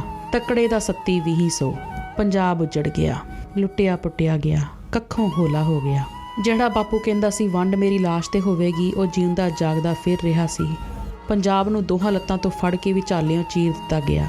ਕਿਸੇ ਹਾਕਮ ਨੂੰ ਰੱਤੀ ਭਰ ਵੀ ਤਰਸ ਨਾ ਆਇਆ, ਕਿਸੇ ਹਾਕਮ ਦੀ ਅੱਖ 'ਚੋਂ ਹੰਝੂ ਦਾ ਇੱਕ ਵੀ ਤੁਪਕਾ ਨਹੀਂ ਡਿੱਗਿਆ। ਸਭ ਹਾਕਮਾਂ ਗਾਂਧੀ, ਨਹਿਰੂ, ਪਟੇਲ ਦੇ ਚਿਹਰਿਆਂ ਤੇ ਰੌਣਕ ਸੀ, ਪਰ ਪੰਜਾਬ ਦੇ ਚਿਹਰੇ ਦੀ ਰੌਣਕ ਹਾਕਮਾਂ ਦੇ ਪੈਨ ਦੀਆਂ ਚੰਦ ਕੁ ਲਕੀਰਾਂ ਨੇ ਮਾਤਮ ਵਿੱਚ ਬਦਲ ਦਿੱਤੀ। ਸਾਡਾ ਲਾਹੌਰ ਸਾਥੋਂ ਵੱਖ ਕਰ ਦਿੱਤਾ ਗਿਆ। ਜਿਹੜਾ ਲਾਹੌਰ ਸਾਡੇ ਦੁੱਖਾਂ ਸੁੱਖਾਂ, ਤੱਤੀਆਂ ਠੰਡੀਆਂ ਹਵਾਵਾਂ, ਸਾਡੇ ਜੰਮਣੇ ਮਰਨੇ ਤੇ ਹਾਵਾਂ ਤੇ ਹੋਕਿਆਂ ਦਾ ਸ਼ਰੀਕ ਸੀ, ਉਸ ਨੂੰ ਬੇਗਾਨਾ ਕਰ ਦਿੱਤਾ ਗਿਆ। ਲਾਹੌਰ ਧਾਹਾਂ ਮਾਰ ਕੇ ਬੜਾ ਰੋਇਆ, ਹਾਕਮਾਂ ਦੇ ਬੜੇ ਤਰਲੇ ਪਾਏ, ਪਰ ਹਾਕਮ ਪੰਜਾਬ ਦੇ ਉਜਾੜੇ ਨੂੰ ਅੱਖੋਂ ਓਹਲੇ ਕਰਕੇ ਆਜ਼ਾਦੀ ਦੇ ਜਸ਼ਨ ਮਨਾ ਰਹੇ ਸਨ। ਇਕੱਲਾ ਲਾਹੌਰ ਹੀ ਨਹੀਂ, ਸਾਡਾ ਨਨਕਾਣਾ ਸਾਹਿਬ, ਸਾਡਾ ਹਸਨ ਅਬਦਾਲ ਪੰਜਾ ਸਾਹਿਬ, ਸਾਡੀ ਰਾਵਲਪਿੰਡੀ, ਸਾਡਾ ਝੰਗ ਸਿਆਲ, ਸਾਡਾ ਲਾਇਲਪੁਰ, ਸਾਡਾ ਸਿਆਲਕੋਟ ਕਿਉਂ ਵੱਖ ਕਰ ਦਿੱਤੇ ਗਏ ਸਾਥੋਂ? ਕਿਉਂ ਸਿਰਫ ਤੇ ਸਿਰਫ ਪੰਜਾਬ ਅਤੇ ਬੰਗਾਲ ਦੀ ਹੀ ਵੰਡ ਜ਼ਰੂਰੀ ਸੀ? ਸਰਹੱਦ ਤਾਂ ਗੁਜਰਾਤ ਅਤੇ ਰਾਜਸਥਾਨ ਦੀ ਵੀ ਲੱਗਦੀ ਸੀ, ਉਹ ਕਿਉਂ ਨਾ ਵੰਡੇ ਗਏ? ਜਾਂ ਸਿਰਫ ਪੰਜਾਬ ਅਤੇ ਬੰਗਾਲ ਦੇ ਆਜ਼ਾਦੀ ਪ੍ਰਵਾਨਿਆਂ ਦੀ ਸੂਰਮਤਾਈ ਦਾ ਬਦਲਾ ਲੈਣ ਵਾਸਤੇ ਇਹ ਦੋਵੇਂ ਸੂਬੇ ਚੀਰ ਦਿੱਤੇ ਗਏ? ਮਾਫ਼ ਕਰਨਾ, ਵੰਡੇ ਨਹੀਂ, ਚੀਰ ਦਿੱਤੇ ਗਏ ਹਨ ਵਿਚਾਲਿਓਂ। ਕੀ ਗੁਜਰਾਤ ਅਤੇ ਰਾਜਸਥਾਨ ਵਿੱਚ ਹਿੰਦੂ ਤੇ ਮੁਸਲਮਾਨ ਦੋ ਕੌਮਾਂ ਨਹੀਂ ਸਨ? ਫਿਰ ਉੱਥੇ ਇਹ ਸਿਧਾਂਤ ਲਾਗੂ ਕਿਉਂ ਨਾ ਹੋਇਆ? ਇਹ ਸਿਧਾਂਤ ਸਿਰਫ ਪੰਜਾਬ ਦੇ ਹਿੱਸੇ ਹੀ ਕਿਉਂ ਆਇਆ? ਬਾਬੇ ਨਾਨਕ ਦਾ ਬੁਢਾਪੇ ਸਮੇਂ ਖੇਤੀ ਕਰਨ ਵਾਲਾ ਸਥਾਨ ਕਰਤਾਰਪੁਰ ਸਾਹਿਬ ਸਰਹੱਦ ਤੋਂ ਸਿਰਫ 3 ਕਿਲੋਮੀਟਰ ਦੂਰ ਹੈ। ਕਿੰਨੇ ਸਾਲਾਂ ਤੋਂ ਸਿੱਖ ਭਾਰਤ ਸਰਕਾਰ ਤੋਂ ਇਹ ਮੰਗ ਕਰਦੇ ਆ ਰਹੇ ਹਨ ਕਿ ਇਸ ਗੁਰਦੁਆਰੇ ਦੇ ਦਰਸ਼ਨਾਂ ਵਾਸਤੇ ਖੁੱਲ੍ਹ ਦਿੱਤੀ ਜਾਵੇ, ਪਰ ਹਾਕਮ ਤਾਂ ਹਾਕਮ ਹੁੰਦੇ ਹਨ, ਕਦੇ ਕਿਸੇ ਪਾਰਟੀ ਦੇ ਹਾਕਮ ਤੇ ਕਦੇ ਕਿਸੇ ਪਾਰਟੀ ਦੇ ਹਾਕਮ, ਕਿਸੇ ਤੇ ਵੀ ਜੂੰ ਨਹੀਂ ਸਰਕਦੀ। ਪਤਾ ਹੈ ਕਿਉਂ? ਕਿਉਂਕਿ ਸਾਡੇ ਕੋਲ ਲਾਹੌਰ ਨਹੀਂ, ਸਾਡਾ ਤਖਤ ਨਹੀਂ ਰਿਹਾ। ਅੱਜ ਅਸੀਂ ਸਿੱਖ ਜਿੰਨੀਆਂ ਕੁ ਮੁਸ਼ਕਲਾਂ ਆਪਣੀ ਕੌਮ ਵਾਸਤੇ ਮਹਿਸੂਸ ਕਰਦੇ ਹਾਂ, ਉਹਨਾਂ ਸਾਰੀਆਂ ਦਾ ਸਬੰਧ ਕਿਤੇ ਨਾ ਕਿਤੇ ਲਾਹੌਰ ਨਾਲ ਹੈ। ਚਾਹੇ ਬੋਲੀ ਹੋਵੇ, ਚਾਹੇ ਪਛਾਣ, ਖਾਣ ਪੀਣ, ਰਾਜਨੀਤੀ, ਧਰਮ, ਗਾਇਕੀ, ਸਾਹਿਤ, ਹਰ ਚੀਜ਼ ਤੇ ਲਾਹੌਰ ਖੁੱਸਣ ਦਾ ਅਸਰ ਪਿਆ ਹੈ। ਜਿਵੇਂ ਕਿ ਲਾਹੌਰ ਦੀ ਪੰਜਾਬੀ ਬੋਲੀ ਸਾਡੀ ਟਕਸਾਲੀ ਭਾਸ਼ਾ ਸੀ, ਮਿੱਠੀ ਜਿਵੇਂ ਖੰਡ ਮਿਸ਼ਰੀ ਦੀਆਂ ਡਲੀਆਂ, ਹਾਕਮਾਂ ਨੇ ਸਾਥੋਂ ਖੁਹਾ ਦਿੱਤੀ। ਜੇ ਮਨੋਵਿਗਿਆਨਿਕ ਤੌਰ ਤੇ ਵੇਖੀਏ ਤਾਂ ਸਾਡੇ ਸਿੱਖਾਂ ਕੋਲ 47 ਤੋਂ ਬਾਅਦ ਲਾਹੌਰ ਦਾ ਕੋਈ ਬਦਲ ਨਹੀਂ। ਲਾਹੌਰ ਤਖਤ ਦੇ ਸਿਰ ਤੇ ਅਸੀਂ ਕਾਬੁਲ ਅਤੇ ਕੰਧਾਰ ਦੇ ਤਖਤ ਜਾ ਹਿਲਾਏ। ਦਰਾਏ ਖੈਬਰ ਵਿੱਚ ਹਾਲੇ ਤੱਕ ਹਰੀ ਸਿੰਘ ਨਲੂਏ ਸ਼ੇਰ ਦੇ ਘੋੜਾਂ ਦੀਆਂ ਟੱਪਾਂ ਦੀ ਆਵਾਜ਼ ਸੁਣਦੀ ਹੈ। ਲਾਹੌਰ ਦੀ ਅਹਿਮੀਅਤ ਸਮਝਣ ਵਾਸਤੇ ਸਾਨੂੰ ਸਾਡਾ 500 ਸਾਲਾਂ ਦਾ ਇਤਿਹਾਸ ਵੇਖਣਾ ਅਤੇ ਸਮਝਣਾ ਪਵੇਗਾ। ਗੁਰੂ ਕਾਲ ਤੋਂ ਲੈ ਕੇ ਬਾਬਾ ਬੰਦਾ ਸਿੰਘ ਬਹਾਦਰ, ਸਿੱਖ ਮਿਸਲਾਂ, ਮਹਾਰਾਜਾ ਰਣਜੀਤ ਸਿੰਘ ਦਾ ਰਾਜ ਅਤੇ ਫਿਰ ਉਸ ਤੋਂ ਬਾਅਦ 47 ਤੱਕ ਵੀ ਸਾਡੀ ਲਾਹੌਰ ਨਾਲ ਬੜੀ ਸਾਂਝ ਰਹੀ ਹੈ। ਗੁਰੂ ਅਰਜਨ ਦੇਵ ਜੀ ਦੀ ਸ਼ਹੀਦੀਗੰਜ ਨਾਂ ਦੇ ਸਥਾਨ ਤੇ ਸਿੰਘਾਂ ਸਿੰਘਣੀਆਂ ਨੂੰ ਦਿੱਤੇ ਹੌਲਨਾਕ ਤਸੀਹੇ, ਮਾਵਾਂ ਦੇ ਗਲਾਂ 'ਚ ਟੋਟੇ ਕਰਕੇ ਪਾਏ ਉਹਨਾਂ ਦੇ ਬੱਚੇ, ਰੋਜ਼ ਦਾ ਸਵਾ ਮਨ ਪੀਣਾ ਪੀਂਦੀਆਂ ਸਿੰਘਣੀਆਂ, ਖੰਨਾ ਭਰ ਰੋਟੀ ਖਾ ਕੇ ਵਾਹਿਗੁਰੂ ਦਾ ਸ਼ੁਕਰ ਕਰਦੀਆਂ ਤੇ ਭਾਣੇ ਵਿੱਚ ਰਹਿੰਦੀਆਂ ਮਾਤਾਵਾਂ। ਫਿਰ ਉਸੇ ਹੀ ਲਾਹੌਰ ਵਿੱਚ ਅਸੀਂ ਆਪਣਾ ਝੰਡਾ ਲਹਿਰਾਇਆ ਅਤੇ ਸਿੱਖਾਂ ਦੀ ਇਸ ਕਤਲਗਾਹ ਨੂੰ ਸਿੱਖਾਂ ਦੀ ਸ਼ਕਤੀ ਦੇ ਸਿਖਰ ਵਿੱਚ ਤਬਦੀਲ ਕਰ ਦਿੱਤਾ। ਲਾਹੌਰ ਨਾਲ ਸਿੱਖਾਂ ਦੀ ਸਾਂਝ ਕਦੇ ਟੁੱਟ ਨਹੀਂ ਸਕਦੀ, ਕਦੇ ਨਹੀਂ ਭੁਲਾਈ ਜਾ ਸਕਦੀ। ਇਸ ਤੋਂ ਬਾਅਦ ਜੇ ਅਸੀਂ ਗੱਲ ਕਰੀਏ ਨਵੀਂ ਪੀੜ੍ਹੀ ਦੀ, ਕਿ ਇਹ ਨਿਰਮੋਹੇ ਹੋ ਗਏ ਹਨ, ਇਹ ਸੱਭਿਆਚਾਰ ਨੂੰ ਭੁੱਲ ਗਏ, ਇਹ ਵਿਰਸਾ ਭੁੱਲ ਗਏ। ਜੇ ਤਹਿ ਤੱਕ ਜਾਈਏ ਤਾਂ ਇਹ ਸਭ ਕੁਝ ਵੀ ਸਾਥੋਂ ਲਾਹੌਰ ਖੁੱਸ ਜਾਣ ਦਾ ਹੀ ਨਤੀਜਾ ਹੈ। ਸਿਆਸੀ ਸ਼ਕਤੀ ਖੁੱਸ ਜਾਣ ਤੋਂ ਬਾਅਦ, ਬੋਲੀ ਖੁੱਸ ਜਾਣ ਤੋਂ ਬਾਅਦ ਅਸੀਂ ਆਪਣੀ ਲਾਹੌਰੀ ਤਹਿਜੀਬ ਵੀ ਗਵਾ ਲਈ। ਲਾਹੌਰ ਨੇ ਅੱਜ ਵੀ ਆਪਣਾ ਸਾਧ ਮੁਰਾਦਾ ਜੀਵਨ ਤੇ ਉਹੀ ਸੰਗਾਂ ਸ਼ਰਮਾਂ ਨਹੀਂ ਛੱਡੀਆਂ। ਲਾਹੌਰ ਨੇ ਅੱਜ ਵੀ ਹੱਥਾਂ ਨਾਲ ਕਿਰਤ ਕਰਨੀ ਨਹੀਂ ਛੱਡੀ। ਲਾਹੌਰ ਅੱਜ ਵੀ ਵਿਹਲੜ ਜਾਂ ਅਵਾਰਾਗਰਦ ਨਹੀਂ ਹੋਇਆ। ਇਹ ਲਾਹੌਰ ਦੇ ਉੱਚੇ ਕਿਰਦਾਰ ਦੀ ਨਿਸ਼ਾਨੀ ਹੈ। ਅੱਛਾ ਬਈ ਲਾਹੌਰ ਸਿਆਂ, ਸਦਾ ਚੜ੍ਹਦੀਆਂ ਕਲਾਂ ਵਿੱਚ ਰਹੇ, ਸੁਖੀ ਵਸੇ ਰਹਿੰਦੀ ਦੁਨੀਆ ਤੱਕ ਤੇਰੀ ਸ਼ਾਨ ਇਵੇਂ ਹੀ ਰਹੇ, ਸਦਾ ਇਵੇਂ ਸਲਾਮਾਂ ਹੁੰਦੀਆਂ ਰਹਿਣ। ਵਾਹਿਗੁਰੂ ਜੀ ਕਾ ਖਾਲਸਾ, ਵਾਹਿਗੁਰੂ ਜੀ ਕੀ ਫਤਿਹ।